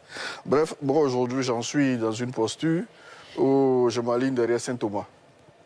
Voir pour croire. Voir pour croire, j'attends de voir pour croire. Est-ce qu'on ne s'est pas laissé avoir par le Mali lors de ce procès, fut-il expéditif? Est-ce qu'on n'aurait pas dû prendre toutes les dispositions pour suivre ce procès correctement, en relever les insuffisances, quitte à saisir par la suite la CEDEAO, l'Union africaine, pour un autre procès? Si le président Goïta ne prend pas des mesures de grâce, on fait quoi aujourd'hui en Côte d'Ivoire? Quelles sont nos marges de manœuvre aujourd'hui? Non, on laisse terminer. Bon, je fais confiance à nos autorités, hein, surtout la défense. Bon, j'ai eu quelques entrées. Je leur fais confiance, mais j'en suis réduit aujourd'hui à la posture du disciple de Saint-Thomas. Je crains qu'on se soit fait avoir. Comme on dit, avec les « et si », on peut refaire le monde. Et si aussi, il était contenu dans le mémorandum, dans ce fameux mémorandum, qu'il y ait procès, que le verdict soit sévère ou pas, mais ensuite il serait libéré. On fêtera Abidjan. Absolument, certainement. Docteur Arthur Banga, réaction? Moi, je ne suis pas surpris, mais je trouve qu'on est dans la logique des choses. On est vraiment dans la logique des choses. La situation est bloquée. La Côte d'Ivoire saisit la CEDEAO. La CEDEAO décide d'actionner les sanctions. Parce que contrairement à ce que certains nous font croire sur ce plateau, il fallait écouter le discours de Goïta hier. Il insistait sur le fait que les sanctions étaient dévastatrices pour l'économie malienne. Oui. C'est pas moi qui le dis, c'est Goïta. Donc quand il entend sanctions, nécessité d'une négociation, et n'oublions pas, avant ça, la Côte d'Ivoire a haussé le ton. Je ne participe plus à la MINUSMA. Donc il sent que les partenaires de négociation commencent à être agacés et commencent à montrer des signes de durcissement. M. Goïta va donc réactiver la négociation pour obtenir un mémorandum. Mais le truc pour lui, c'est quoi? On l'a bien dit, c'est un populiste. Un putschiste populiste qui doit passer comme maître devant sa clique. Voilà. Et donc, pour lui, il faut maintenir la main et ne pas donner. Et donc, on est dans ce truc-là. Donc, tout de suite, ce qu'il faut faire, il faut que la justice se prononce parce que c'est une affaire juridique. D'ailleurs, la Côte d'Ivoire fait bien de ne pas entrer dans ce jeu-là. Parce que si vous y entrez, vous allongez. Allez faire ton jugement. Mais quand on accuse quelqu'un de déstabiliser un pays, il faut au moins 20 ans. C'est normal. Donc, à partir du moment où l'accusation doit être soutenue par une justice aux ordres politiques, elle va prononcer une peine comme ça. Donc, c'est normal. Prononcer une grâce avant le délai de donner la CEDEAO, c'est montrer que j'ai cédé à la CEDEAO. Ça, il ne peut pas le montrer. Mais pour moi, la crise, elle est derrière nous. Elle est derrière nous parce que le président, il faut écouter le discours du président de la République. Il a dit, d'ailleurs pour montrer regardez, la première fois qu'on a parlé de libération sans délai, prise d'otages, détenus illégalement, hier il a dit détenus. Donc on a une décrispation. C'est-à-dire que la décrispation amorcée avec le mémorandum n'est pas enrayée, elle continue. Et il a dit qu'ils seront bientôt en Côte d'Ivoire. C'est la première fois qu'il se prononce avec autant d'assurance. Quant au secret des négociations, bon, on a des gens qui ont des assurances stratégiques, mais qui ne comprennent pas que les négociations, il y a du secret. On peut signer un accord dans une négociation et se dire que, je donne un exemple très concret, lors de la crise de Cuba de 62, les Turcs, les Américains devaient décrocher de Turquie, mais ils ont négocié dans le secret, ils ont dit, bon, on ne va pas dire ça publiquement, mais on va décrocher. Ça peut arriver des négociations, c'est normal. Que quand il y a un mémorandum, on peut dire, justement, pour sauver la face, pour ne pas menacer les choses, on garde des choses secrètes jusqu'à ce qu'elles s'appliquent. Après, il y a toujours un risque. Mais il y a même un risque quand l'accord est publié. Un accord peut-être pour les juristes qui tiennent à l'accord, nous autres historiens, on dit que c'est surtout le contexte. C'est pas parce que l'accord est public ou privé qu'il sera respecté, c'est toujours la bonne foi. Et moi, je pense qu'on doit faire confiance à nos autorités et à la nécessité, malgré tout, dans toute cette crise, on peut tout reprocher à la junte au Mali, et je suis le premier qui lui reproche beaucoup de choses, mais on peut quand même savoir qu'elle a su garder la ligne. Elle a toujours su dire que pour cette solution, pour cette crise, il faut qu'on ait une solution fraternelle. Je pense que tous, nous sommes dans cet esprit-là, et pour moi, la crise, elle est derrière nous, je pense que on est au bout. D'accord, très bien. Monsieur Tapé Vincent, vous nous appelez d'Abobo, vous ne comprenez pas, vous, comme beaucoup d'entre nous, beaucoup d'Ivoiriens et même d'Africains, vous ne comprenez pas le verdict, ou du moins la sanction qui a été infligée aux 3 femmes soldats qui ont été libérées au Mali. Bonsoir. Bonsoir, monsieur. Comment vous réagissez? Allez-y. Vraiment, je suis quand même étonné. C'est des questions que je me pose. Je suis quand même... Oui, Allez-y, posez vos questions. Oui. Vos spécialistes vous répondront. Bon, on nous dit pour des causes humanitaires, on libère 3 dames sur les 49. Et du coup, après le jugement, on dit encore les 3 dames là sont condamnées à mort. La question que je me pose là, est-ce que ces 3 femmes-là, elles sont plus coupables ou bien qu'est-ce qu'elles ont fait pour mériter cette condamnation à mort? Vraiment, c'est la question que je me pose. D'accord. Merci beaucoup, M. Tapé Vincent. Vous nous appelez depuis Abobo. Maître Meïté. Oui, en fait, je reprends la parole parce que je ne suis pas d'accord avec Atubanga lorsqu'il dit que... Sur le point du point de vue qu'on ne devait pas s'associer à la procédure judiciaire. Je pense que ça a été une erreur de la part de nos autorités. Il aurait fallu quand même s'y intéresser, envoyer des avocats. Ça allait nous permettre de comprendre même l'incongruité même de ce dossier-là. À partir du moment où l'affaire est judiciarisée, il ne fallait pas boycotter. Dès qu'on s'intéresse à ce dossier-là, nos avocats allaient avoir accès au dossier, allaient soulever toutes les questions. C'est-à-dire que les charges reposent sur quel élément de preuve. On peut faire des conférences, faire une publication par rapport à ça. Ça aurait même pu gêner la justice malienne dans cette voie-là. Mais en dehors de ça, maintenant, lorsque vous dites que M. Goïta, après tout ce tour-là, peut prendre une grâce présidentielle, bon, cette crise-là nous a démontré qu'il y a eu plusieurs votes face. Donc moi, je suis un peu d'accord avec mon co-débatteur d'à côté. Vous êtes aussi un Saint-Thomas? Voilà, parce qu'on n'est pas à l'abri d'une mauvaise surprise. Aujourd'hui, il est dans une position, il se met dans une position, c'est un rapport de force, il se met dans une position de force qui fait que nous, puisqu'on ne peut pas lui faire la guerre, on n'a pas d'autre moyen que de compter sur les moyens diplomatiques. Mais si jamais il ne libère pas nos soldats, qu'est-ce qu'on fait? Alors, monsieur, attendez, oui, bien sûr, le procès, il s'est quand même tenu au secret. Est-ce qu'on a l'assurance qu'il n'y avait pas d'avocat ivoirien? Non, il n'y a pas d'avocat. J'ai la confirmation à travers Maître Meïté qui défend les intérêts de l'État de Côte d'Ivoire. Il y a eu des avocats commis d'office, des Maliens. On n'a pas dit qu'ils n'ont pas fait un bon travail, mais c'est différent si nous-mêmes on envoyait des avocats. Nous avons tellement d'avocats chevronnés ici, ça aurait été plus intéressant. On aurait mieux savoir ce qui s'est passé réellement dans ce dossier-là. Surtout que c'est à huis clos. Je veux dire, il faut comprendre la posture de la Côte d'Ivoire. Pour la Côte d'Ivoire, c'est une prise d'otage.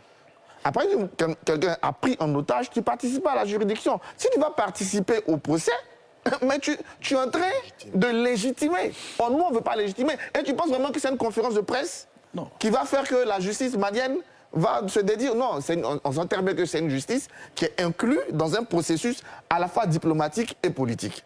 Donc, aller dans ce débat juridique, pour moi, au contraire, c'est légitimer Assimi Goïta, c'est légitimer la justice. Laisse-leur faire leur jeu.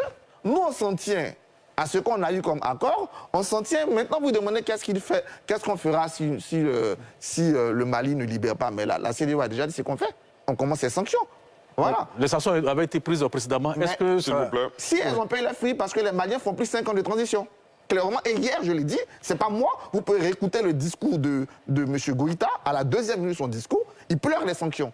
Donc les sanctions sont une solution parmi tant d'autres. On est bien d'accord qu'ils peuvent changer d'avis. Nous avons une batterie de mesures aussi. La condamnation peut être un moyen de chantage aussi pour augmenter les enchères. C'est ce qu'il ne faut pas oublier. Mais on a des sanctions, on a beaucoup d'autres cas où ils font. D'accord, pour les leviers, les sanctions et tout le reste, on va en parler plus tard. Monsieur Landry Couillot, vous voulez réagir depuis un moment? Justement, je voudrais... C'est vrai que cela a pris de court, puisque les Ivoiriens, lorsqu'ils ont vu nos autorités à Bamako, ont connu, ont nourri de l'espoir.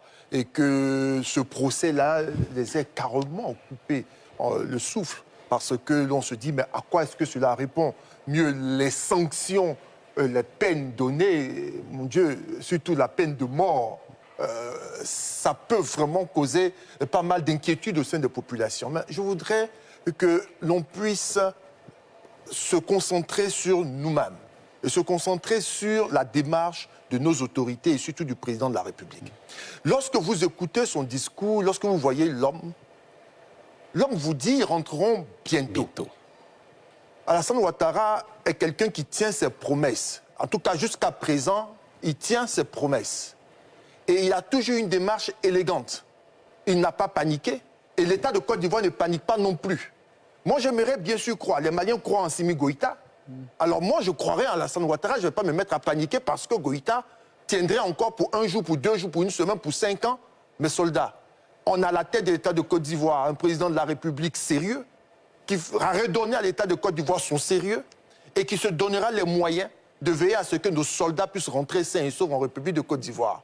Nous avons réussi à faire entrer les 3 dames, quand bien même seraient-elles condamnées à mort. Elles sont en Côte d'Ivoire et personne ne viendra les chercher. Et nous irons chercher les autres. Mais la démarche que prend le président de la République, c'est la démarche de la négociation. Et cette démarche-là, elle est soutenue par le caractère précieux qu'il accorde à la stabilité sous-régionale, aux relations entre les pays ouest-africains, davantage avec le Mali. N'oublions pas qu'aux heures chaudes, où la Côte d'Ivoire a connu des moments difficiles, le Mali a été une terre d'accueil pour bon nombre d'Ivoiriens. Il y a quand même une révélation qui a été faite à la faveur de ce procès. Il y a un document avec l'énoncé des motifs notamment de mise en cause des soldats ivoiriens qui a révélé l'identité des 49 soldats. On avait entendu dire par une certaine opinion, certains observateurs que c'était pas des Ivoiriens, mais clairement les 46 sont tous des Ivoiriens. Est-ce que cela est passé inaperçu? Augustin Couillot. Oui, ça c'est assez positif dans la mesure où, bon, il y a eu beaucoup de rumeurs qui citaient certains seraient des Sierra-Léonais, des Libériens autres. Bon.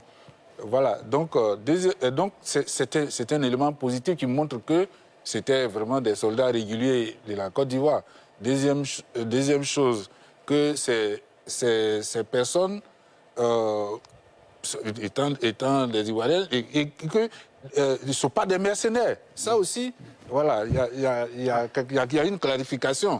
Voilà, que ce ne sont pas des mercenaires. Je ne pense même pas que, même si on n'a pas suivi le procès, que la justice malienne ait utilisé le terme de mercenaires, même s'ils ont parlé de déstabilisation, mais le document ne parlait pas de mercenaires. Mais ce que je dis, c'est que nous avons droit à l'information.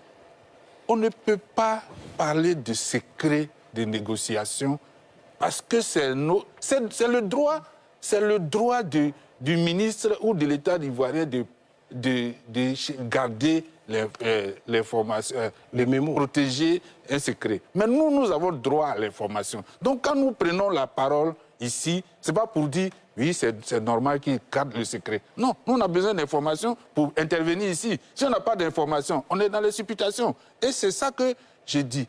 Parce que vous souhaitez plus de transparence de la part des autorités ivoiriennes dans la gestion de ce dossier? Non, les gens, ils vont venir d'ici demain, dans 2 mois, on attend encore la libération, venir nous dire, voici ce sur quoi ils s'étaient engagés. Oh non, c'est l'engagement-là, ça doit être connu et on juge ensemble. Mais l'engagement a décidé d'être secret. Mais justement, c'est ça que moi, le secret là, c'est ça que moi je n'approuve pas. Avec votre respect, moi, votre respect. Non, laissez-le terminer, je vous donne la parole. Je suis journaliste. S'il vous plaît, s'il vous plaît. Je suis journaliste, je n'approuve pas ce secret là. Parce que après, moi, bon, il y a des gens qui... S'il vous plaît. Oui, mais ça, même si je le comprends, mais ce n'est pas une raison pour l'accepter. Voilà, c'est leur droit de garder, mais ça nous met en difficulté, nous tous. Parce que monsieur, on peut utiliser n'importe quelle raison pour dire, bon, Mais Landry Couillon, on aurait pu vous dire aussi, vu que vous exercez la fonction de journaliste, Augustin Couillon, autant pour moi, vous êtes assis côte à côte. On aurait pu vous dire, vous êtes journaliste, est-ce que vous êtes allé à l'information, est-ce que vous avez pris contact avec le ministère de la Défense notamment? Bon. Non. Non, monsieur, vous n'allez pas répondre à sa place. Et le monsieur en face de moi. Ils veulent me condamner. S'il vous plaît. Ils ne savent même pas ce que j'ai fait. Voilà, parce qu'ils veulent protéger le secret. Et ils sont membres du ministère de la Défense. Moi, je suis journaliste. Ah bon? Oui, S'il vous plaît. Mais moi, je suis journaliste. Le ministre, le public a droit à l'information. Et le ministre n'a même pas... C'est eux qui sont partis, ils ont été filmés. Ils ont montré le document.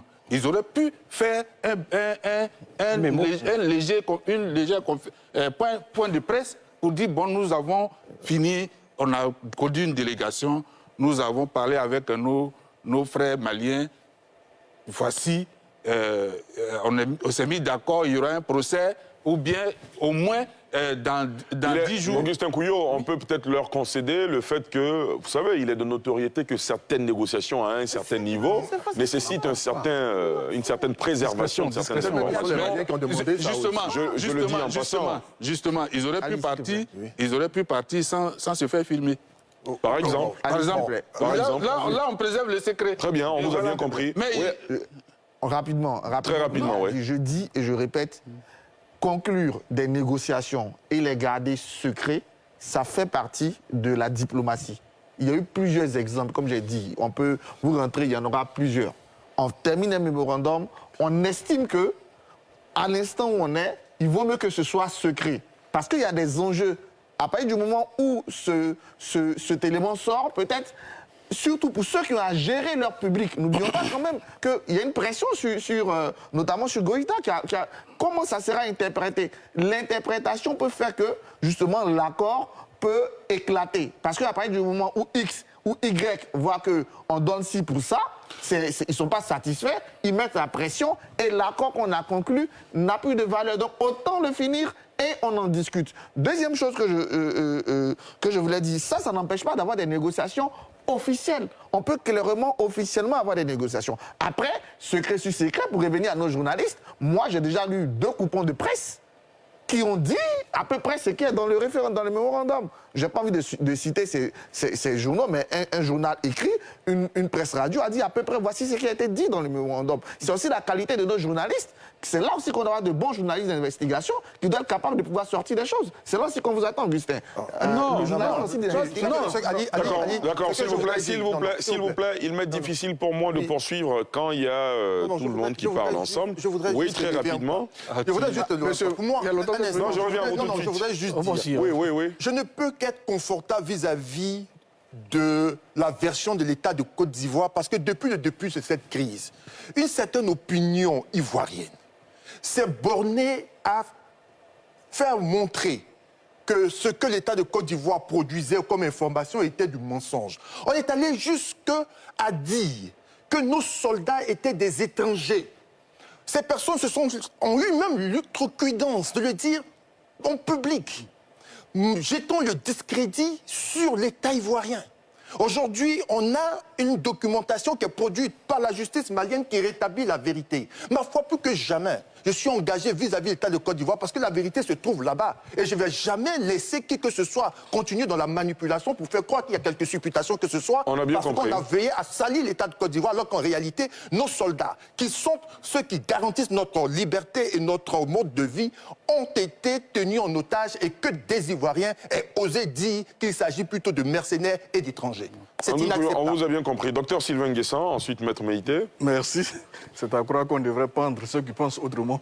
C'est pas autrement, c'est un mensonge. Non, Landry, vous n'avez plus la parole. C'est un mensonge. Landry Couillon, vous n'avez plus la parole. Mais vous n'avez plus la parole. Non, faut pas raconter. Monsieur, c'est une émission où chacun a le droit même de donner son point de vue, de s'exprimer. Et pendant que vous n'avez pas la parole, acceptez de souffrir, comme les autres le font quand vous avez la parole. De grâce, ne parlons pas ensemble, s'il vous plaît. Non, s'il vous plaît, mais vous attendez votre tour pour réagir. Allons-y donc. Docteur Sylvain Guessant. Nous avions 49 de nos frères et sœurs. C'est cela. Emprisonnés. Aujourd'hui, ils sont 46. Aujourd'hui, 46. On attendait, moi j'ai placé beaucoup d'espoir le mois de octobre, quand les 3 dames ont été libérées avec toute la ferveur. Il y avait en tout cas une bonne disposition. On a tous rêvé. Moi j'ai quelqu'un qui m'avait dit par exemple que dans 1 semaine, les Ivoiriens rentraient. Bon, on a apprécié. Après, c'était le 29 octobre. Après, etc., etc. Et vous-même, vous placez le débat, vous posez la question pour qu'on puisse en discuter. C'est dire que, d'une certaine manière, on a envie d'entendre ce que les Ivoiriens pensent de la question. C'est cela. Nous autres qui nous inquiétons de la présence des soldats ivoiriens encore à Bamako, qui nous sont Arthur, attention. Qui nous sont évidemment, permis... tout le monde s'en inquiète, Il n'y a pas un groupe qui s'inquiète. Non, s'il vous plaît. Mais... Qui nous sont on va faire permis... la polémique sur chaque prise de parole. Parce que j'ai entendu, comment il s'appelle, Landry Déa dit, je m'aligne sur la position du président. Personne ne boycotte la position du président. Je n'ai jamais dit J'ai ça. dit que je m'aligne. La manière dont le président a abordé la question en une seule phrase, que moi, ça me rassure. Que des gens vont rentrer. N'empêche qu'en tant qu'Ivoirien, c'est mon droit de m'inquiéter. Mais est-ce que je ne vous reprenais pas, mon cher ami? En matière de... Mais c'est pas un ping-pong, monsieur. Là, il a évoqué mon nom, il m'a évoqué, alors je lui dis. Landry Couillot, même si quelqu'un vous évoque, vous attendez qu'il finisse. Oui, mais... Après, je vous donne la parole, vous réagissez, s'il vous plaît, de grâce. Docteur Sylvain, terminé. Tout de suite, quand j'ai dit que c'est à croire que ceux qui pensent différemment devaient être pendus, vous avez pris la parole. Nous, Ivoiriens, moi, Nguessan Sylvain, citoyen ivoirien, j'ai le droit de m'inquiéter malgré toute l'assurance que j'ai en écoutant le discours du président de la République. J'ai aussi le droit, ma raison me permet de me poser la question, et si le contraire se réalisait? Quelles sont les marges de manœuvre de la Côte d'Ivoire? On ne fera pas la guerre au Mali, on parle de sanctions de la BCEAO, de la CEDEAO. Bravo. Sanctions de la CEDEAO, mais ça ne ramène pas automatiquement les 46. Allons-y pour le scénario du PI. As-tu? Sans palabre, allons dans le scénario du PI. Demain matin, on se réveille. Du PI, catastrophe. Demain, on se réveille, il y a un autre troisième coup d'État au Mali, Goïta n'est plus président. C'est l'aile dure qui prend le pouvoir à Bamako, qui demande 3 mois pour réorganiser son gouvernement, l'armée, etc., etc. Pendant ce temps, on fait quoi? Donc, permettez que nous autres, on puisse s'inquiéter. Il y a toute l'assurance. On est tous des Ivoiriens. Non, que tout le monde s'inquiète, hein, sur cette question. Mais tout le quand monde on veut s'inquiéter, non. Permettez-nous de nous inquiéter, permettez-nous de penser au pire, en espérant du plus profond de notre être que le pire va se réaliser, que d'ici le 5 en 72 heures, nos frères vont regagner la Côte d'Ivoire. On fait de la prospective tous les deux. C'est cela. Donc on a des raisons de s'inquiéter. C'est cela. On est bien d'accord, messieurs. On est bien d'accord et on est bien content que vos grilles de lecture peuvent se croiser par moments. Ça n'arrive pas souvent. Maître Meïté. Quand on regarde l'incongruité même de la décision qui a été rendue, mais en même temps, il y a quelque chose qui nous rassure dedans, c'est que nos soldats n'ont pas été condamnés pour mercenariat. Donc au moins, ceux qui les traitaient de mercenaires, même des Ivoiriens, qui les traitaient de mercenaires, ne peuvent plus utiliser cette expression-là. Il y a une décision qui a été rendue, même si on conteste cette décision, on juge cette décision choquante. Il y a ça aussi. Maintenant, on peut avoir une luette d'espoir quand même, parce que lorsque le ministre de la Défense est parti au Mali, à l'issue de la discussion, le ministre des Affaires étrangères du Mali, il a dit incident malheureux. Donc, depuis un certain temps, au Mali, on ne parle plus de mercenaires. Les Ivoiriens aussi, les autorités ivoiriennes, ne parlent plus de prise d'otages. Voilà. Donc, ils ont commencé à édulcorer un peu le discours. Ça permet de baisser la tension. Donc, par rapport à tout ça, on peut espérer. En tout cas, on caresse l'espoir que M. Assimi Goïta, après avoir été habité par la sagesse, surtout le mémorandum, si réellement il y a eu un mémorandum signé, et fasse rapidement prendre sa décision de grâce pour que nos soldats reviennent ici. C'est tout ce qu'on souhaite pour la Côte d'Ivoire. Mon souhait, c'est de... Autant j'ai vu, parmi les 3 femmes, là, il y a une bamba dedans. Autant je serais heureux de revoir mon petit frère qui est de Aboudé Mandeke. Il faut voir tous les Ivoiriens, il ne faut pas... Non, je dis autant, je dis, voilà. C'est un clin d'œil. C'est un clin d'œil. Ce sont tous des Ivoiriens. Ce sont tous des Ivoiriens, ça m'a plu. Quand j'ai vu la décision, et j'ai dit, on a dit, le plus jeune est né à Aboudé Mandeke. Ça m'a... Je connais un ressortissant de cette localité, je lui ai envoyé, dit effectivement, je le connais. C'est quoi le nom de la localité, vous avez dit? Aboudé Mandeke. On se situe où dans la Côte d'Ivoire? Je crois que c'est dans l'Agnébi. D'accord, très bien. Et vraiment, je me suis épris de compassion pour lui. Et je serai très heureux de le revoir bientôt. Et je crois, vous voyez, quand les gens ils ont le papier là, moi je veux bien savoir ce qu'il y a dans ce mémorandum là. En tout cas, je veux savoir. J'ai fouillé. J'ai scruté, j'ai demandé à des amis maliens. Malheureusement, on n'en sait pas grand-chose. Tout mon souhait, tout comme bien d'autres Ivoiriens, quand je vois M. Dessuyer en train de rire, je vois Téné Birahima rire, que ces jeunes Ivoiriens-là reviennent au pays. Vivement. Voilà. Augustin Couillot, oui. Alors, je voudrais juste dire à Arthur qu'il n'a aucune base pour dire que ce qu'il a lu comme journaliste journal d'investigation. Comme article d'investigation, oui. Est effectivement issu du référendum. Du mémorandum. Du mémorandum, je vous en prie. Très bien. Arthur, ça fait 31 ans que je suis dans la presse. Voilà. Donc, je suis... Sur ce plan-là, il faut d'abord fouiller longtemps. Parce que beaucoup de gens peuvent inventer. Il y a des gens qui... Et il faut avoir aussi le bon réseau. Évidemment, Bon réseau, ce que je dis. mais justement, mais tant que ce n'est pas confirmé par ceux qui ont le référendum, ou bien la publication du référendum. Parce qu'on a vu aussi... mémorandum, On a vu aussi beaucoup de journalistes Beaucoup de annoncer que choses. les militaires seraient libérés. Il y en a qui les ont annoncés à des Abidjan. inventions, des gens même qui se sentent... Un politique même annoncé. Des autorités... Un politique a annoncé Des autorités qui ont été pris au piège de ces fausses informations. Parce que tout le monde s'attendait à ça. Attendons, Ali, rapidement. on cherche. Hein, Arthur, on cherche. Rapidement, Voilà, moi je veux dire, est- Augustin, je suis d'accord Alors, avec on lui, cherche. mais D'accord. si j'insiste sur ces journalistes, c'est parce que ces journalistes-là ont quand même créé une sorte de crédibilité autour d'eux. Aujourd'hui, la presse ivoirienne, la presse nationale ivoirienne, sur ces affaires-là, elle ne fait que répandre les articles de la presse internationale. Ce que je dis, en termes de journalistes d'investigation, malheureusement pour moi, la presse ivoirienne, de façon générale, est en retard. Parce que sur ces questions... Arthur Banga, ça c'est un autre débat. Hein. C'est un autre débat qu'on va faire. On va faire certainement ce débat. Oui, mais on peut dire que les historiens ivoiriens sont en retard aussi. Ah non, mais enfin, on peut vous dire. D'accord, très bien. Messieurs, nous sommes au terme de cette émission. Rapidement. 2023. Oui, on est bien d'accord, on va peut-être le faire dimanche prochain. Vous le ferez certainement avec Evelyne Débat.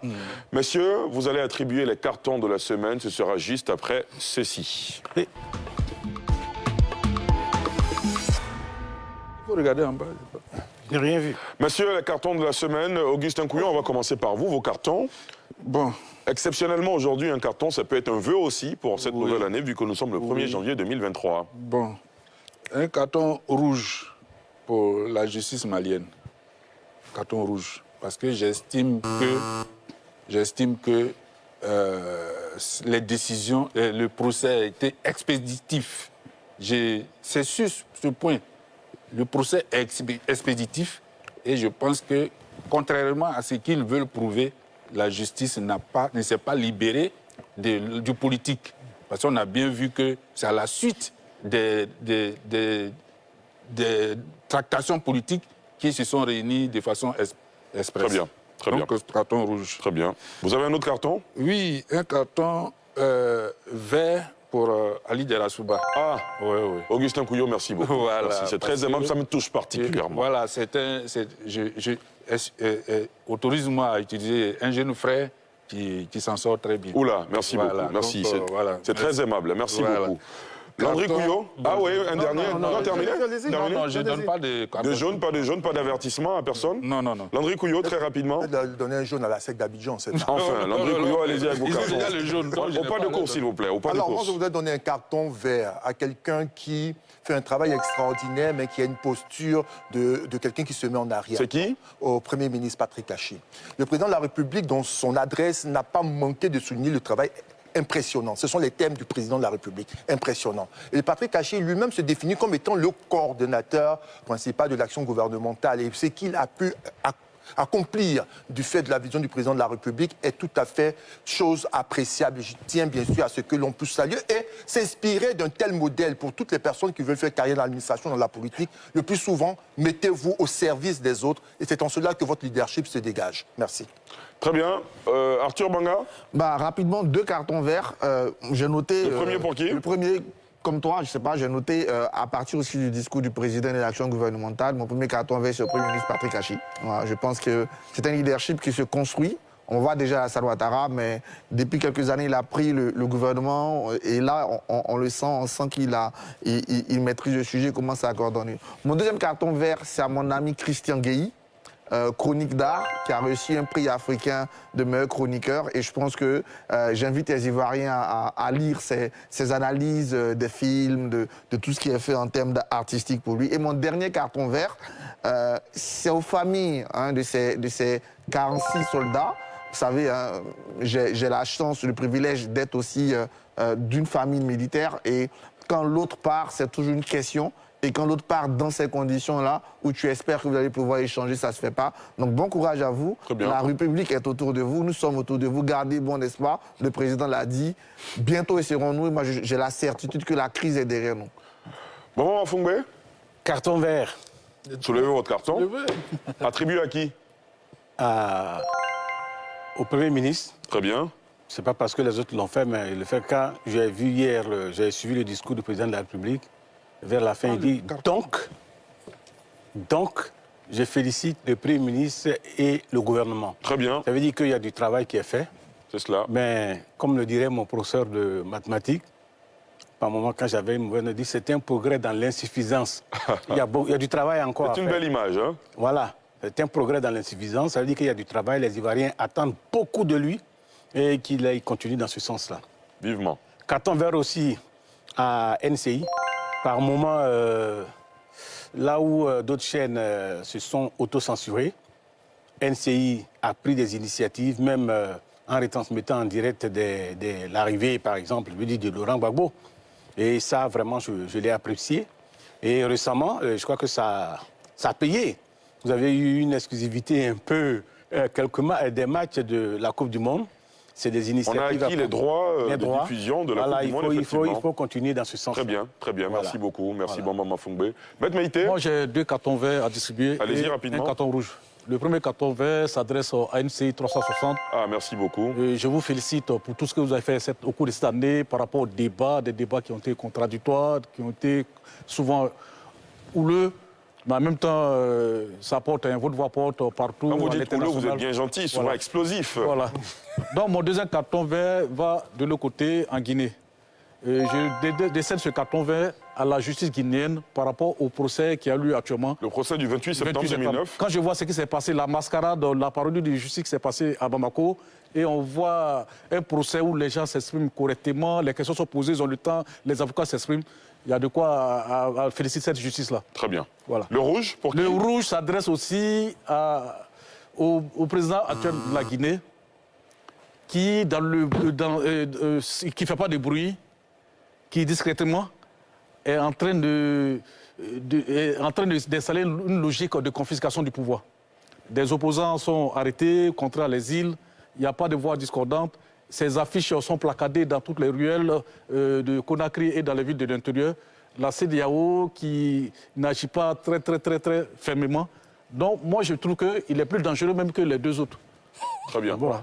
Alors, on termine avec Dr Sylvain Nguessan. 2 cartons verts. Le premier arrive peut-être en retard, mais il y a longtemps qu'on n'a pas vu de congé anticipé. C'est cela. Dans le collège de ma fille, le dernier jour, elle a eu un devoir.